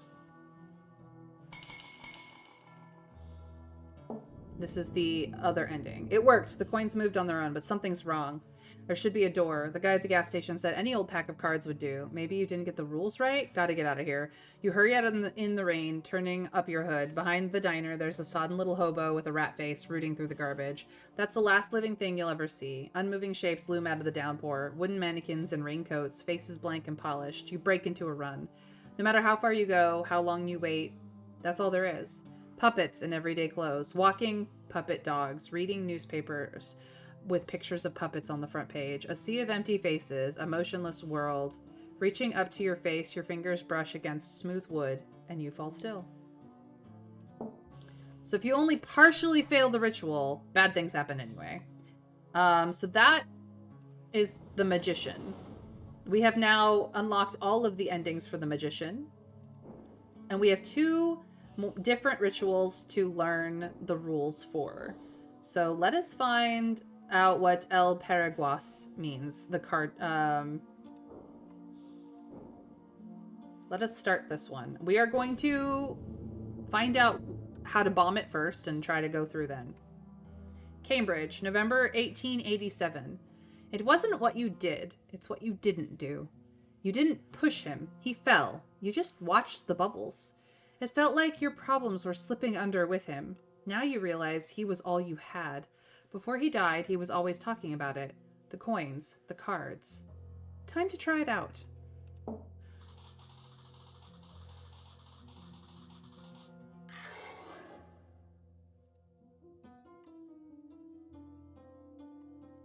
All right, so the rules for what needs to be the ending cards are going to be different now, and we have to figure it out.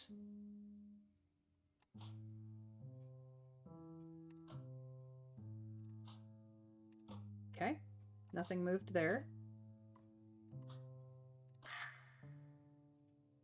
That moved a card. So I'm going to mark it, but I'm also going to go back and see if this also moves the coin. This does not. Okay.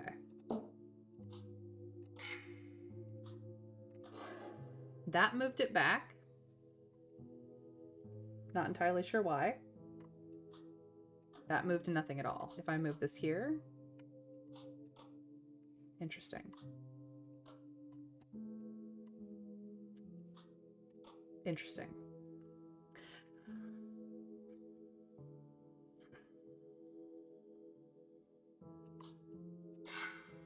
That moved a coin. So I'm going to mark her, but I am going to put her there because that did not immediately turn it to death, which is interesting.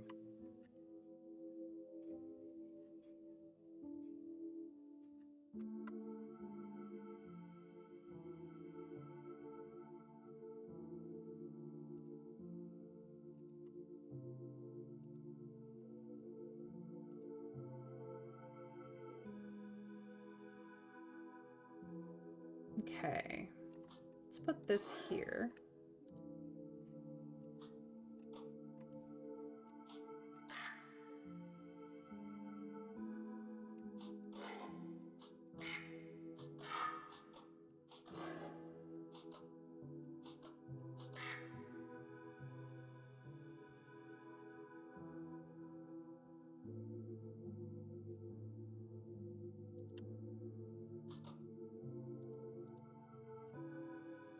Okay, interesting, interesting.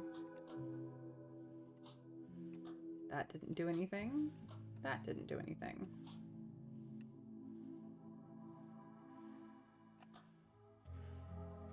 That didn't do anything. Interesting. Oh, we can clear those.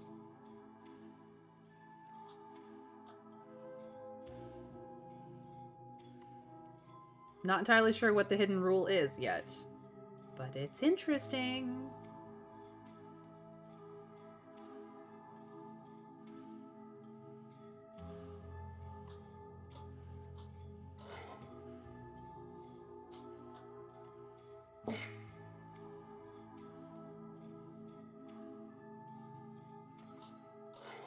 Hmm.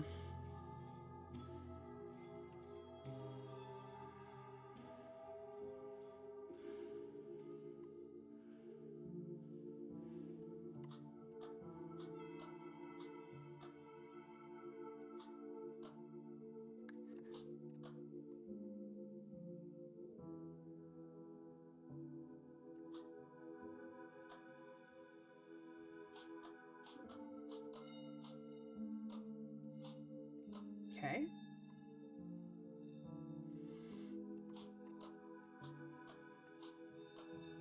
Or maybe we do it this way.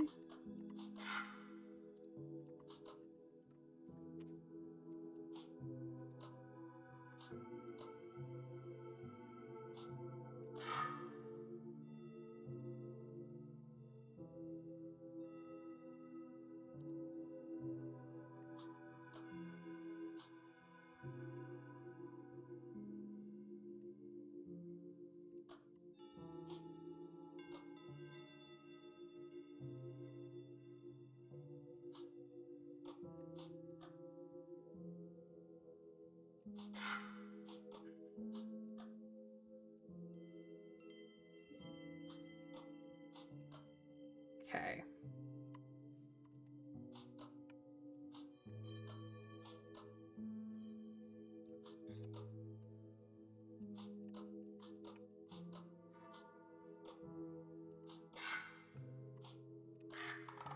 Okay, so that failed. Interesting. Not entirely certain why. But we want to fail all anyway. That failed. Okay. That failed.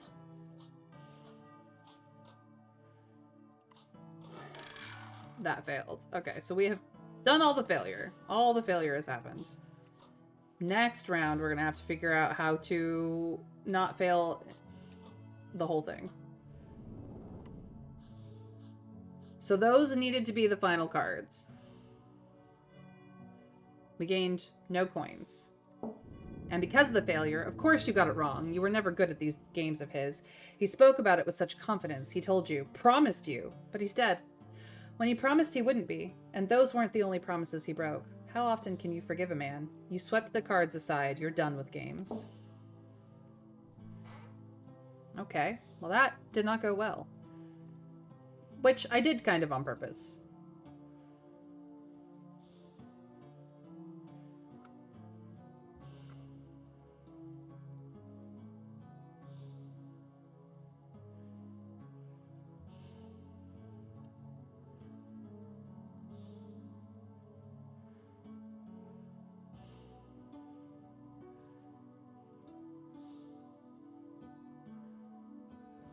Let's try this again, shall we?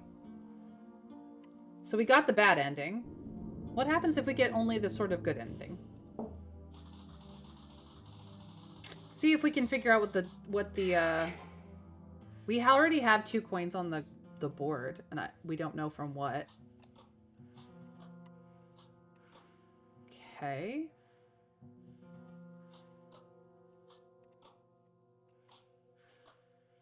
Okay. It's not that.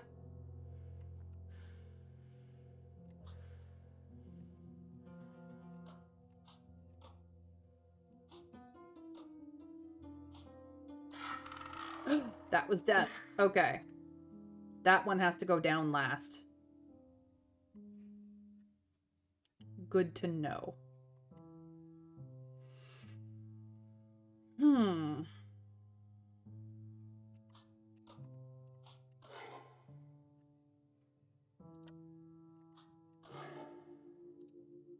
Interesting.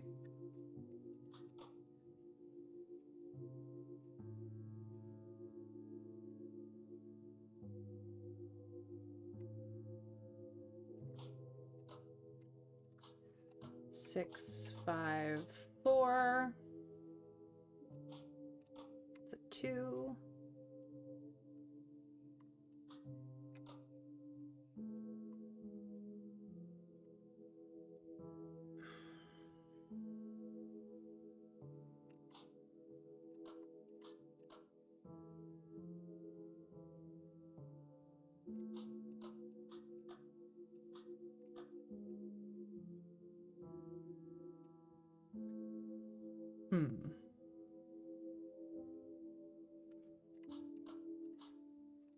Okay, that one's fine. That's fine.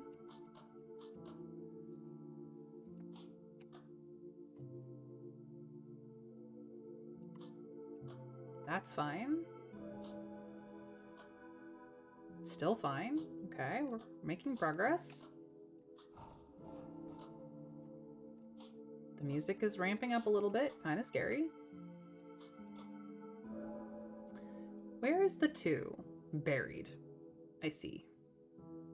That's okay. We can unbury it.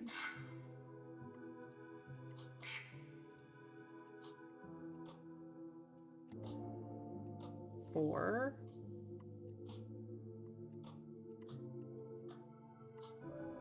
2.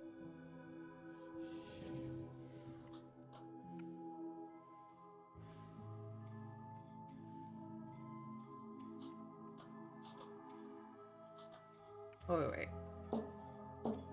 This can go here, that can go there, that can go there. Nope, that's immediate death, so that has to be on top. Okay, okay, okay.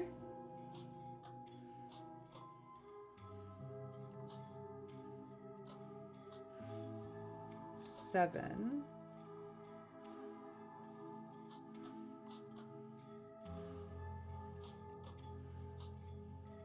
8.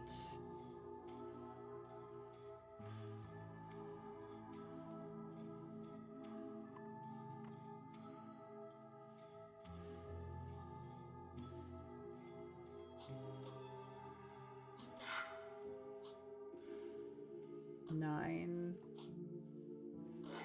10, Jack.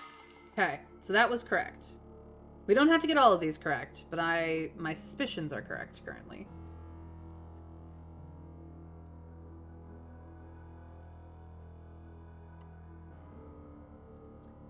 Got a 3, 4,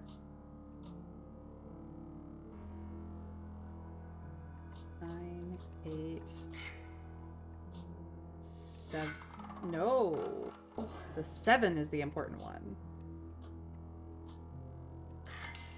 Okay, that one's correct now.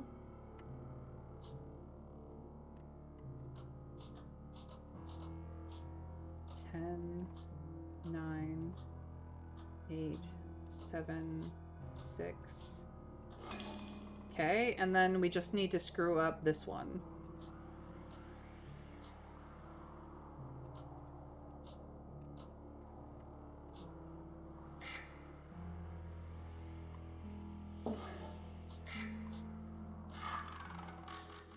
There we go. So this is we didn't quite manage to figure out the rule, and we got 3 out of 4 coins.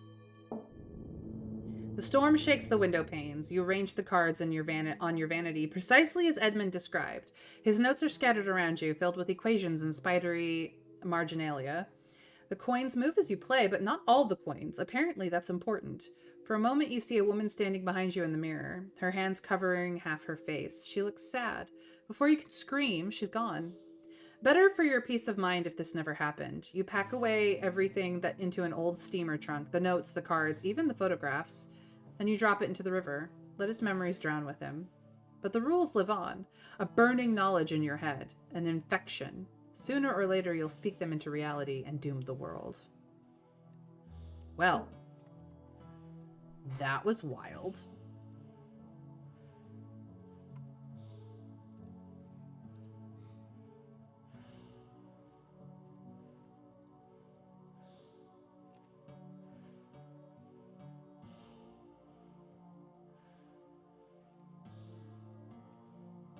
Now let's see if we can win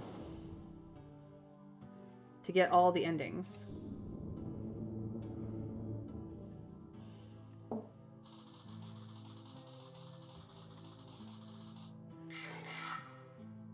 Okay, so something on the board already is good.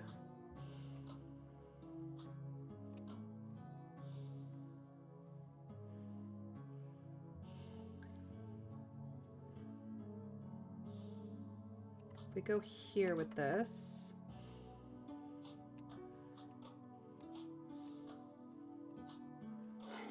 Whoa, that was death. Okay, he's last.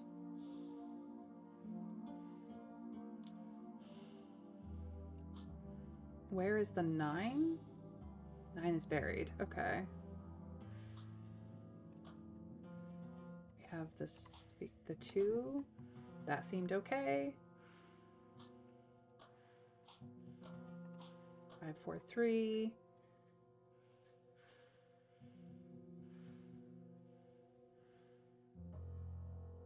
Are we in a fail state yet? No. Not necessarily, but this is an awkward state.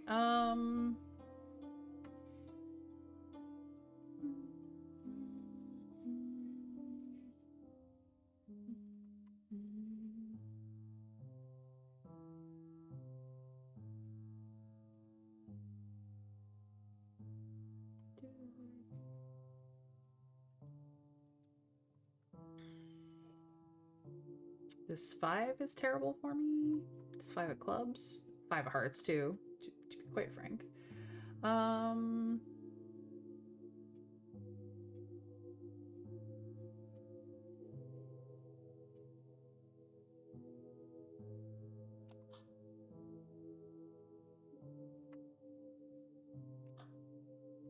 have anywhere for the cards underneath it to go. Okay. We have put ourselves in a little bit of a funky state. This is the first time I'm going to do a new deal, which just mixes up all the cards and you start over. Okay, so we have no cards on the board that will count for the success state yet.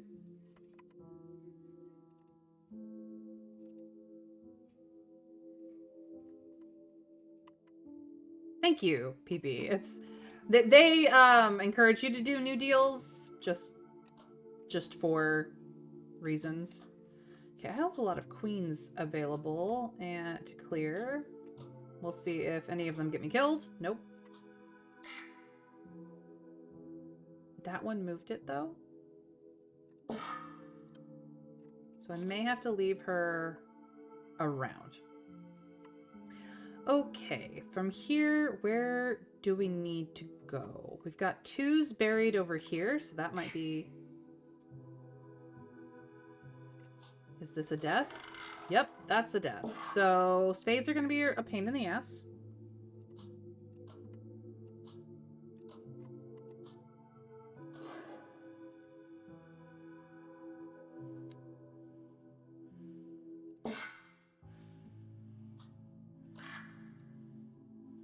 I'm going to leave that there, but...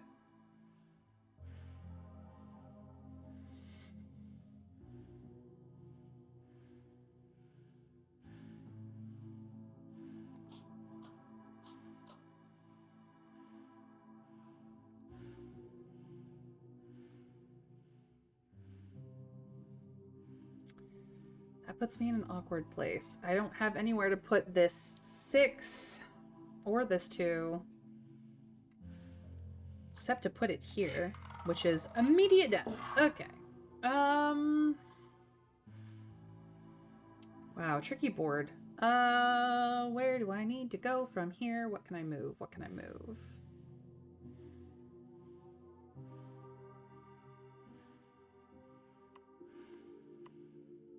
Nothing? No, there's something I can move. Because these aren't glimmering, so there is a move here somewhere. I just don't see it currently.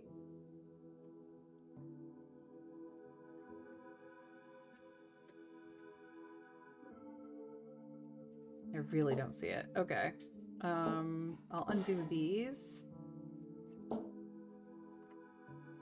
No, that one can go back.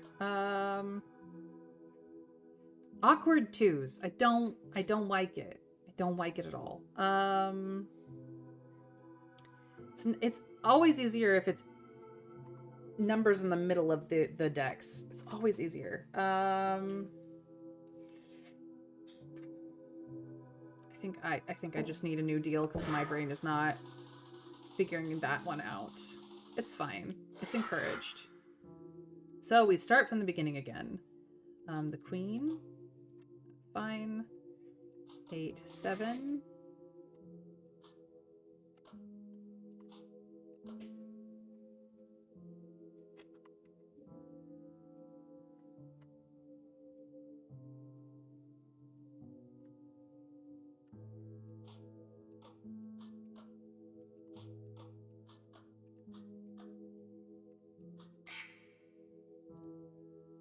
Moved one. Don't have anywhere for this 3 to go though. I need the 2s. I have a 2 trapped here. I have a 2 trapped up here. I have a 2 and the rest of the 2s are here. Okay, that's terrible placement. And it does not help me. I need an open row. And there we go. We'll do that. Where does that get us, though? Truly.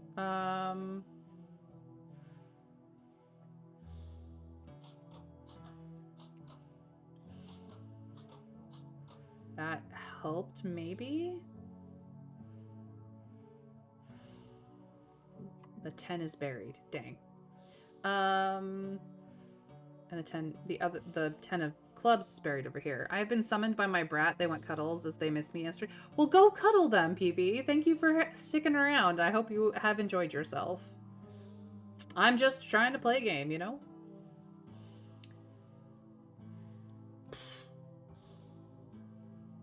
Where can we go?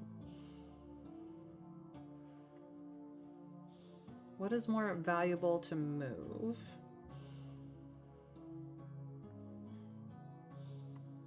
This one, I think.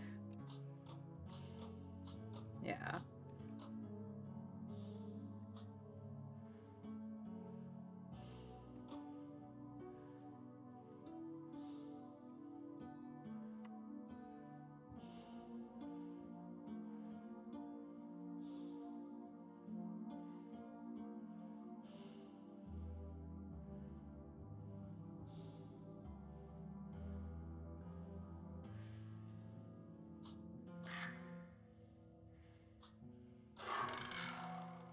That was death.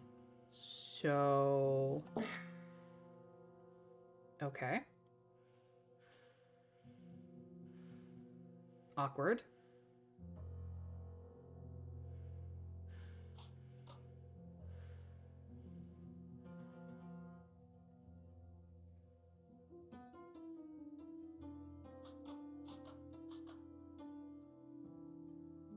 It doesn't help.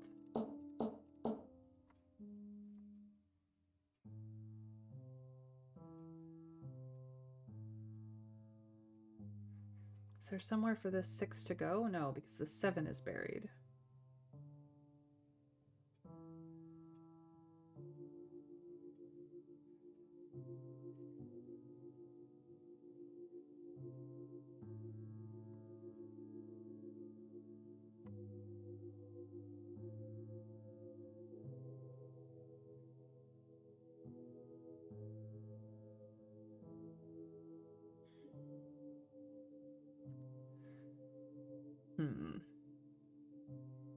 How can I get more cards stacked in places that are reasonable? I think I need to do a little bit of this. So I can put this over there. So I can do this.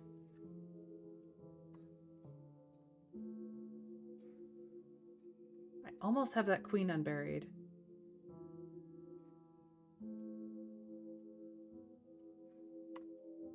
I have nowhere for this 9 to go. Oh, wait. Don't undo that. Just do this. What does that get us? Does it get us any closer to our goal? Not really.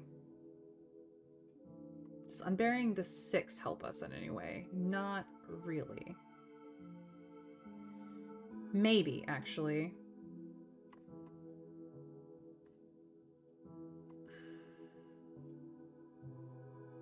This is awkward.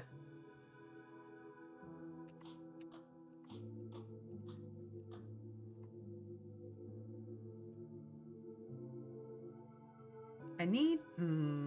that's awkward.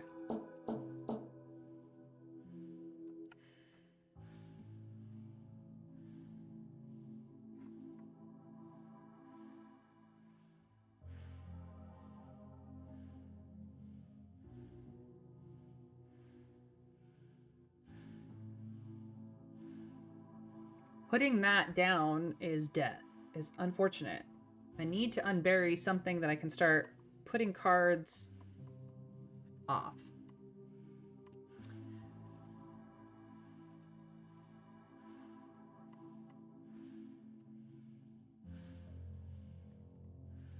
Not good, not good.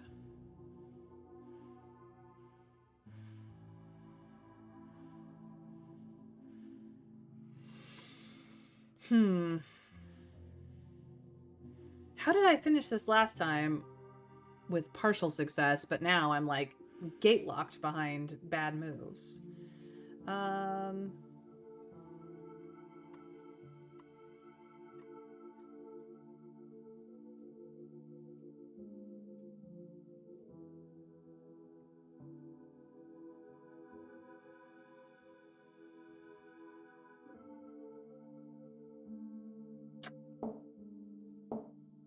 No deal. I will get it, you guys. I will, I promise. Okay, queen. She fine. Okay. 2. Also fine. Other 2. Close to death.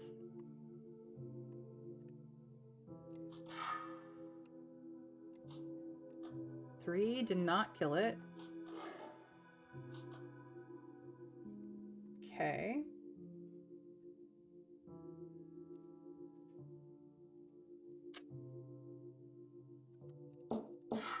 I'll leave that there for a minute. The queens are a little bit buried.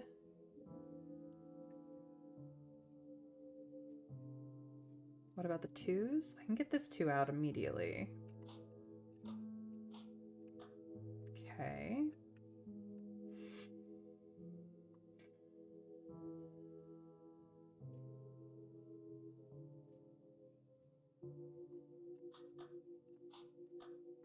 We're okay there. That queen is buried. That queen is kind of buried. The 9 is a little bit buried as well.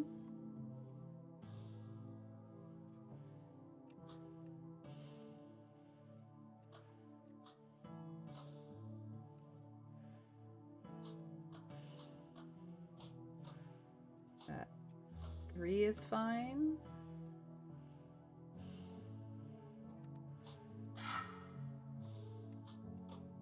Okay. Saying the only move I have is to go back. Okay. We'll do this instead.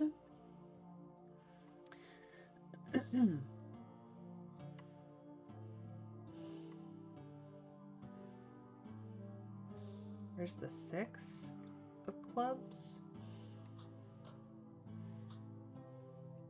4. 5. That was fine.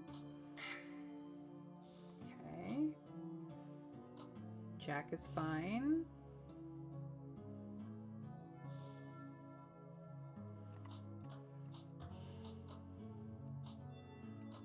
Ten is fine.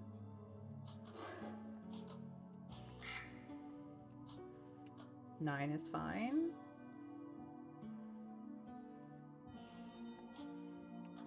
That's fine. And then we've unburied this 2. Okay.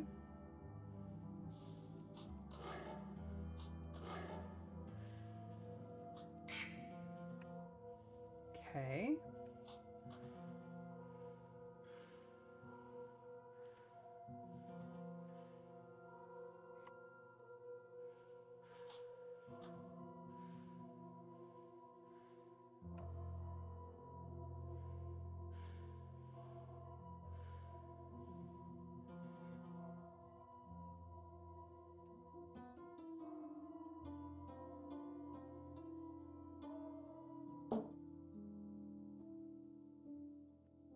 Let's actually go this way.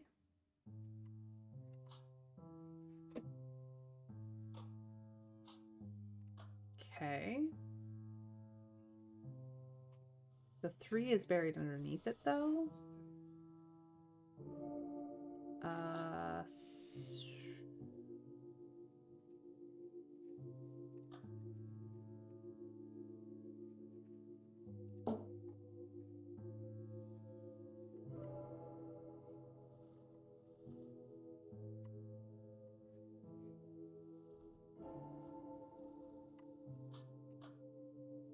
Okay. Is there a way for me to move one card and help myself here? Not really.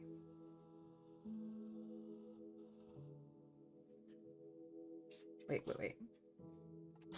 6. 7 is death. Okay. For certain, 7 is the death. Okay.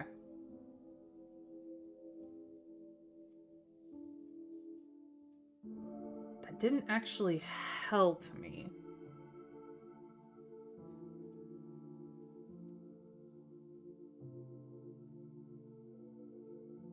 Because that 7 is buried. I don't have any way to link these piles together so that I can have an open column. That is what I'm struggling with right now.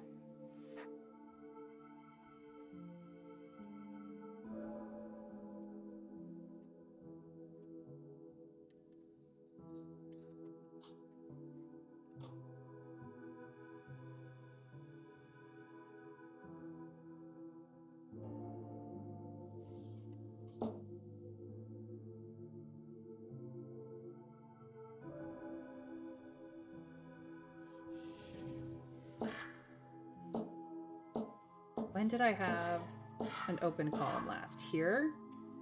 Okay, so let me maybe take a chance to clear 2 columns.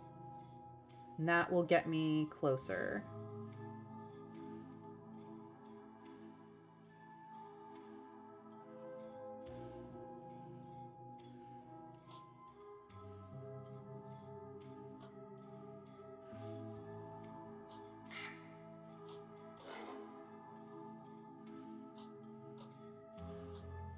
That gets me closer as well.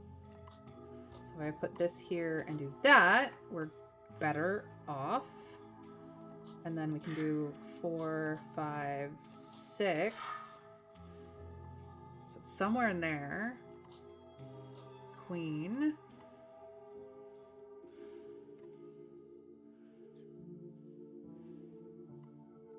Seven. Here's the 3.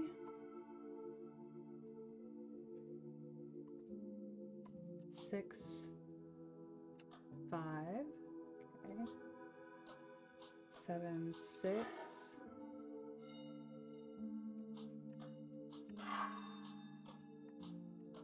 we are still okay. We are still okay. Okay. Now we're in a much better spot.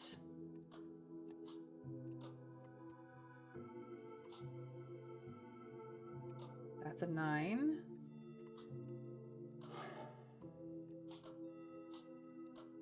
And then this should be a win. Okay, perfect. So now I just have to find where it's death for the others. So if we do this and then this, that's a win. Okay.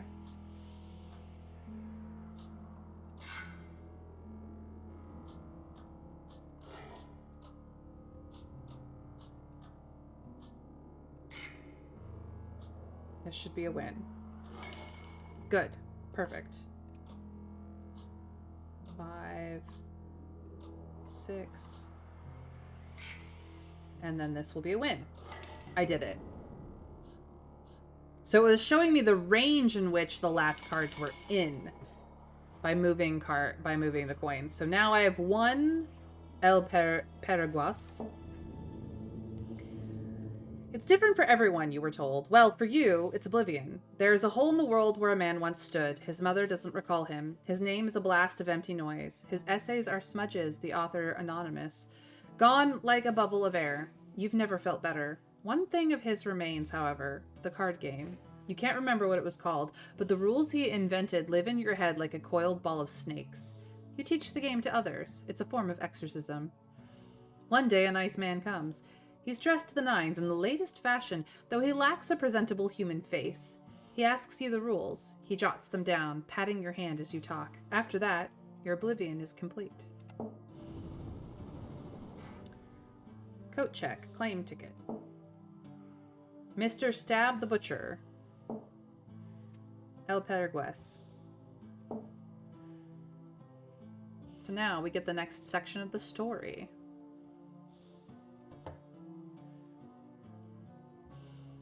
I can see why this letter is classified. It puts the game's origins 20 years earlier than we thought. Internal archive, magician level clearance. Archivist notes. This represents the final communication received from an Agent Woodson, Cambridge Circle infiltration in 1906 to 1908. Agent was declared missing 3 days after this letter was received. The Cambridge Circle would cease to be a credible threat by 1910, in no small part due to the sacrifice of Agent Woodson. Odd. Translation from the original cipher. My dear Professor Charter, the same guy who stopped the Hiroshima echo? Impossible. Must be his dad or something. Our efforts bear fruit. The Cambridge Circle considers me one of their own. Dr. Ravel's unfortunate bathtub accident has thoroughly unnerved the whole group. Professor Jenkins has announced his retirement, claiming the merest sight of playing cards induces violent headaches. You asked me to investigate how Lady Victoria Westmoreland first discovered Occlude. This simple question almost undid all the hard work. I've done almost all the hard work I've done embedding myself so far. But I was able to talk in solitude with Mrs. Freeman, who views me as the son she never had, and persuade her to give me the closest thing to a straight answer I could find. She speaks of someone who taught the game to Lady Victoria, the dandy or a human, yet cannot recall if this person was a professor, student, or personal acquaintance. When she attempts to describe this individual, her sentences trail into incoherence, as though grasping at vapor. She says he drowned in the Cam 20 years ago, and university records from March 1887 do indeed reference a death during a storm, but in these documents, the victim's name is smudged and unreadable even when surrounding text was legible. To confirm, when I showed her these records, she grew distressed. She cannot even articulate whether she ever met this person or merely heard of him from Lady Victoria. Meanwhile, Lady Victoria's disappearance in 1899 remains central to Circle mythology. Members whisper of finding her bedchamber empty save for 2 mannequins at a card table, one wearing her sapphire necklace. We both know what that implies. Lol, rip. As instructed, I have successfully introduced subtle errors into gameplay methodology. So far, so good. Recent gatherings have all ended in abject failure. Is this your card? Forever at the Ramparts. Corny-ass sign-off. Dr. William Woodson. P.S. Black oil-like stains spread further in my room every day. The cleaner, is that why we started calling it that? Himself is so filthy. I am sure he just contributes to the mess. I'm starting to wonder if this is poor housekeeping or something more sinister. Lol, rip. So that is what we get from having completed 2. So now, the Magician, I have unlocked all endings, and El Paraguas, I have also unlocked all endings and gained all coins. We have the Coffin, the Stub, Mr. Slab the Butcher unlocked. But I'm going to start with, of course, the Coffin. We have earned no coins and seen no endings, so let us see where the story takes us next. Pyeongtaek, June 2003. You're not a bad person. You were just drunk. You're not the same guy when you're drunk. You doubt the judge will see it that way. You've heard rumors of a game that can fix a man's past. Just an urban legend, but what the hell? You're desperate. That night it rains. You take it as a sign. So, same setup, same Occlude game. We do not know what the coins signify, what the secret rule is to win. So let us discover it. I've not gotten this far in the game previously, but let's find out what happens next, shall we? Sometimes when we move the cards, the coins will shift. And we don't necessarily what that signifies. But that was death. Good to know. That was death. We don't want that to happen. That one is not death.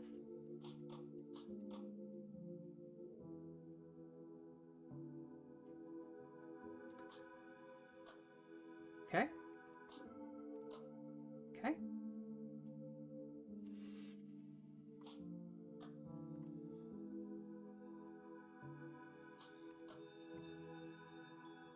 Gotten an open column now, and we still have these 2 spaces. So where can we go from here is the question.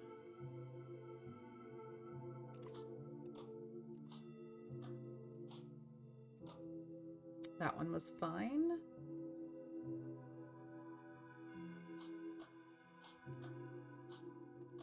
That's fine.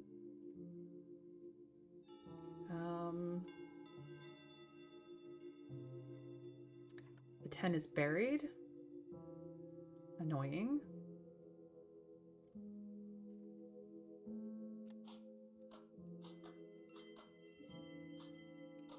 Four was fine.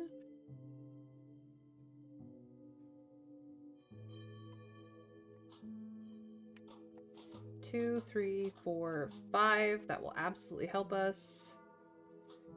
3, 4. Okay, safe still. Whoops. Meant to put it here. Okay, still good. Oh, we don't have that queen out. But we could, if we play our cards right. So let's do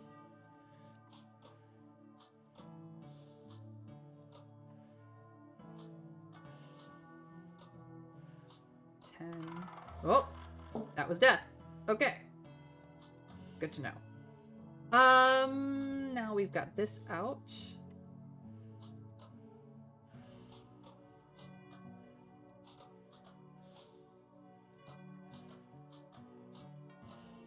Okay.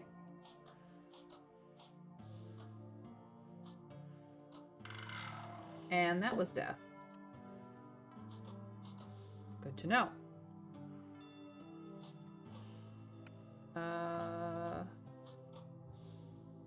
8, 7. That's a win.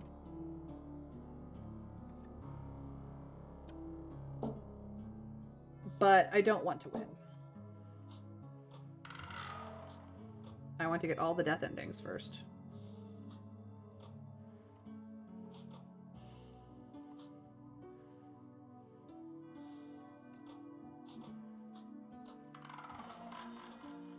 Okay.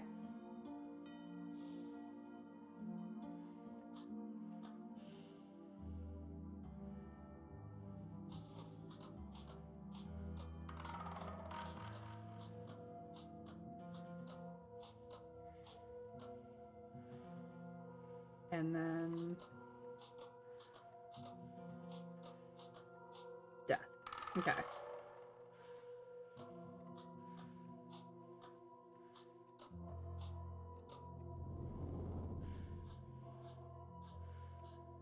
We got no coins because I wanted the death ending.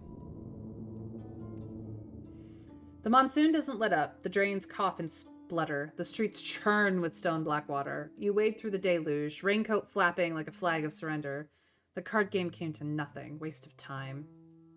You imagine your CO's face, curdled not with rage, but with that worst thing, disgust.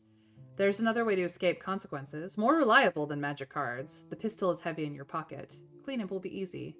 Rain will wash away the blood. Okay, so that did not go well for that man. But now we can try the partial success for the coffin. Let's see if we can figure this out, shall we?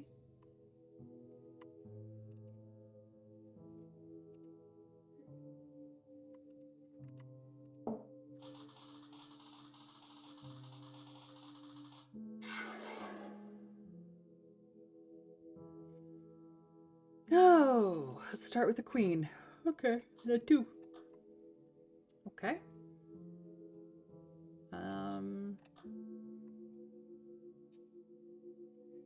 There's another 2 here.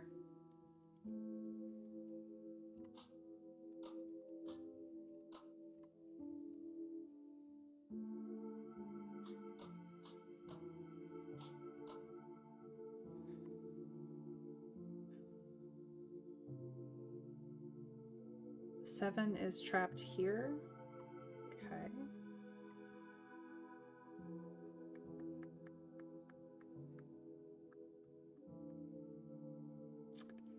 Not a good start. But I can do this and put this back here. I don't know if that helped. Actually, let's actually do this.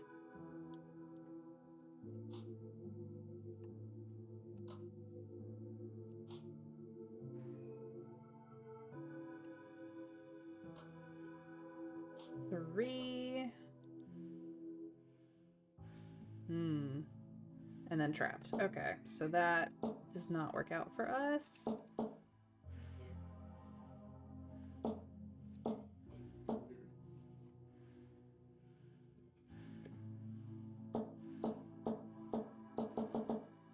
Okay. I need to open, like, opening up rows is, like, just super important in this game. So this can definitely go, that can definitely go. It doesn't get us to an open row. We have these 2 6s, one of which can be moved if I do this. And then we have an open row, which will help. Maybe. Some of the time.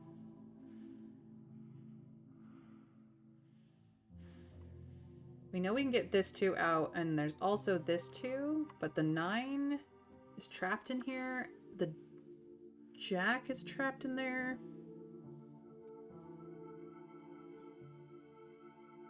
And the queen is trapped elsewhere. Okay, that's not gonna be helpful.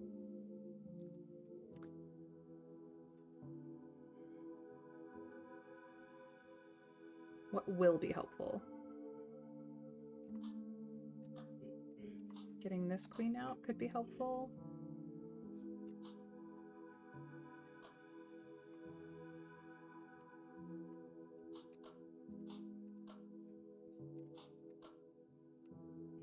Where is the 4, though? The 2 is here. And the 8 is up there. Okay. Is unburying this 10 useful at all for us? Not specifically. And the 4 is buried over here. But we might... I see some moves. There's a 2. There's a 3.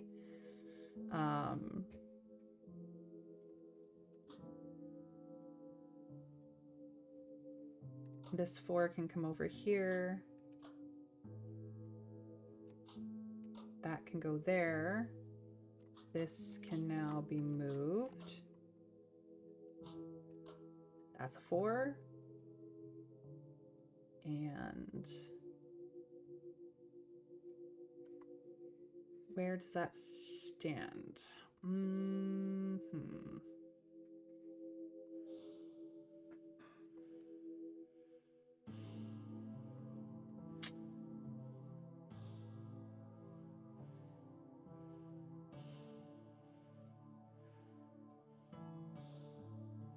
What will be useful to us now? That is the question. Probably digging this 3 out. Interesting. 3, 4, 5.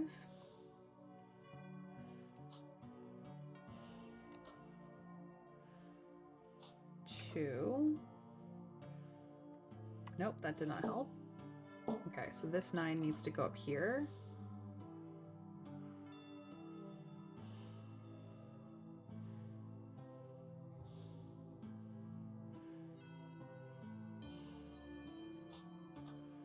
Eight, 9.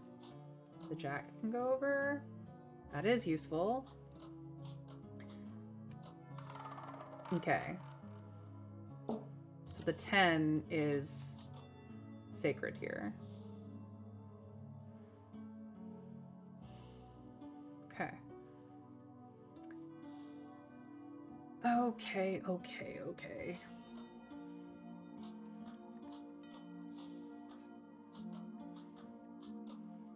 That helps us.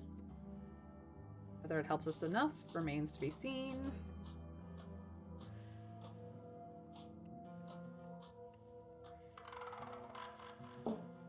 Eight is death. Okay. So that's where that stands.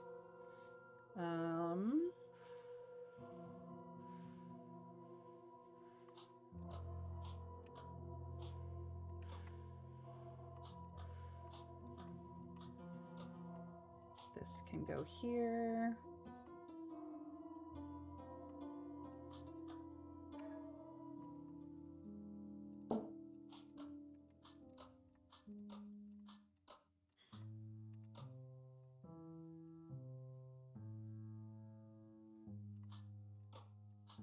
Here we go. We're getting somewhere, you guys. We are. Okay, that's not death. That's not death. That is death. This needs to be the last card. So that's easy to fix. 9, 8, 7, 6, 5, 4. Done. Okay, we've gotten somewhere.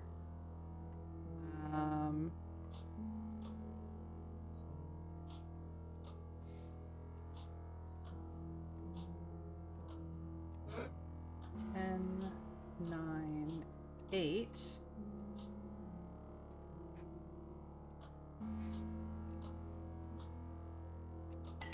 Okay, that's 2 wins.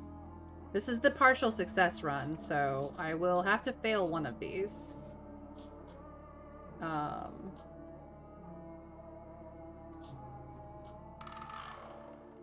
Hearts has failed, so we just need to not fail diamonds. Or we could fail or not fail diamonds, but I'm gonna do 3 successes here because I feel like it. Cool. So, partial success. We got 3 out of 4 coins. The coins moved, you saw it, but nothing's happened. What did you get wrong? This is bull. Like everything else in your life, you're going to get court-martialed for something that wasn't even your goddamn fault. As you march out of your quarters, a thought strikes. The guy on the Occlude message board said a complete failure was better than almost winning, because that would leave the ritual half done. The door wouldn't open on this side, but something could slip through from the other. A single note rings out, a key pressed on a piano. You turn and see something like a dark, shaggy ape at the end of the corridor. It rushes you, too fast, its limbs multi-jointed, multi-branched. As it moves, there's a clamor, like 1,000 pianos being hammered at random. And it gets louder, and louder, and louder, and louder, and louder, and louder, and, well, you didn't make it. Let's just put it that way.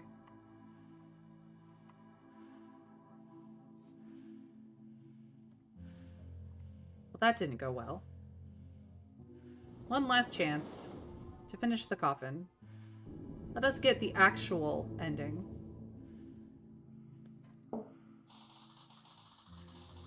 Let's see if we can't change our fate. Okay.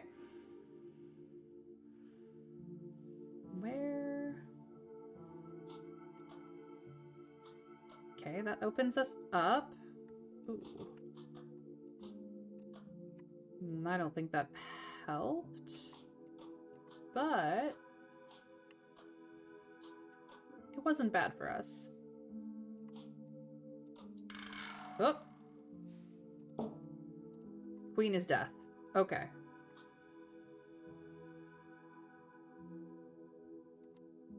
Leave that there for the moment.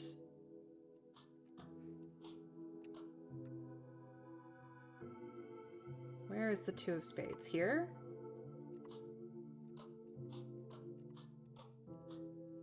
Two, 3.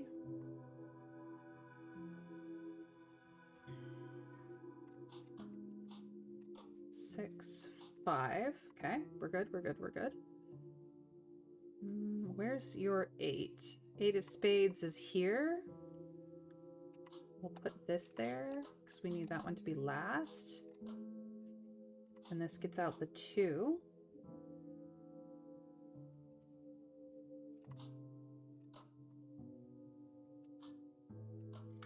Nope. Queen needs to be last. Okay, okay. That's 2 queens that need to be last. Interesting, interesting.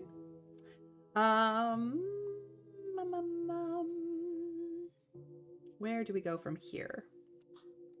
To here? Is it 3 queens? No, it is not 3 queens. Good to know.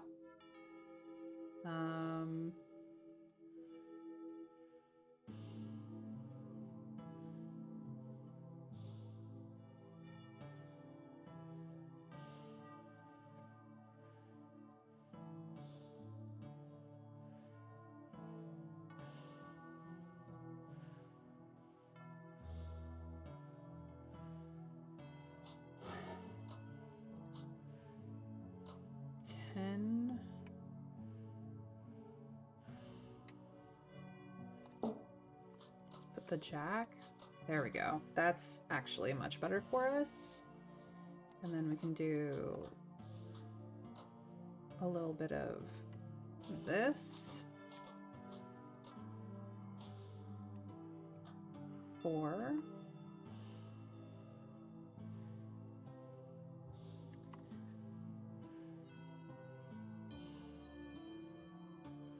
The 6 is buried, but the 8 can come out. Let's do this.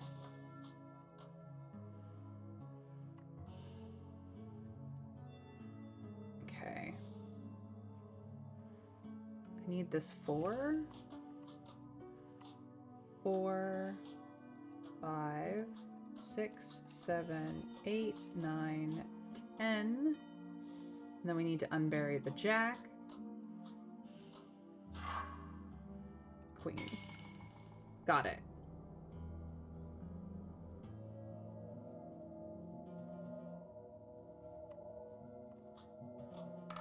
Oh.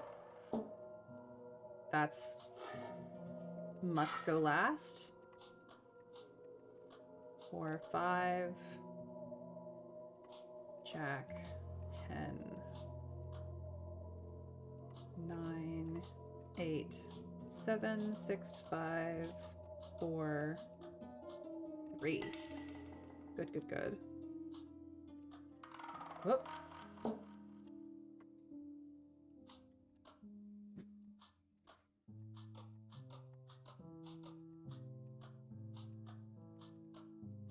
Here we go.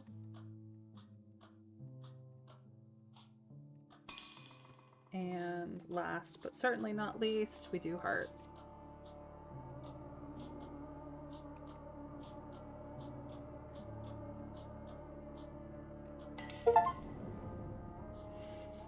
Ritual complete.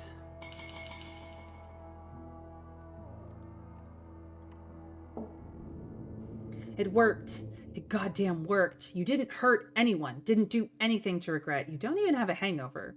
Well, there's some strangeness. The edges of things don't quite line up. Doorways lead to the wrong rooms. Some of your buddies aren't around anymore. The sun set twice last night.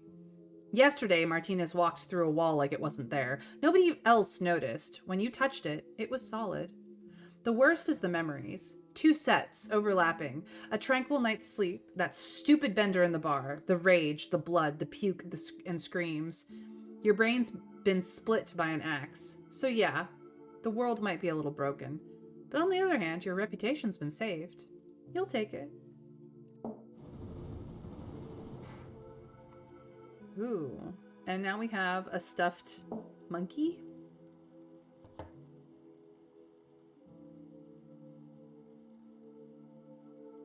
Oof. Well, that's what we get for getting all 4 coins and getting through this game. There's plenty more to play in an Occlude, and I will probably continue to play Occlude on my own. Maybe I'll play more tomorrow, but it has been quite a lovely day. We finished up Road to Empress today, so thank you guys for joining me till the end of stream. Let us get on with the day. My name is Mayrin Altheatover. I do stream Monday through Friday at 1 p.m. Eastern U.S. time, and if that is not your time zone, feel free to give me a follow, put on notifications, or if you're over on YouTube, subscribe and ring the bell. But you can do any of these things over on Blue Sky as well if you would like to just get some notifications on when I go live. That's what I use Blue Sky for. And yeah, that's where all of those notifications and reminders to come join me live or to see when the VODs go live can be found. Speaking of YouTube, if you're with me live and you're not subscribed yet, here's the link over to that so that you can go grab for yourself, catch up with Road to Empress if you missed anything, or even with Occlude if you came in late. You feel free to check out anything else that I have streamed over there if you need some company. My playlists are there for you guys. It's how I give back to all of you. Needless to say, here is the raid message for when we raid a friend or make a friend. And if you're raiding into the next YouTube video, well, I hope you enjoy that one too. Let's see who I will run to live. You know what? It looks like we're gonna go jump over to Askren Art. He's doing cover art for stuff, and I love his art, so we're gonna go say hi. I hope that you guys will say hi to him too. Take care, everyone, and we raid very shortly now. I hope that I will see you tomorrow to see whether I play Occlude or something else. I don't know yet. We'll find out. But until then, we raid in 3, 2, 1. Bye, guys.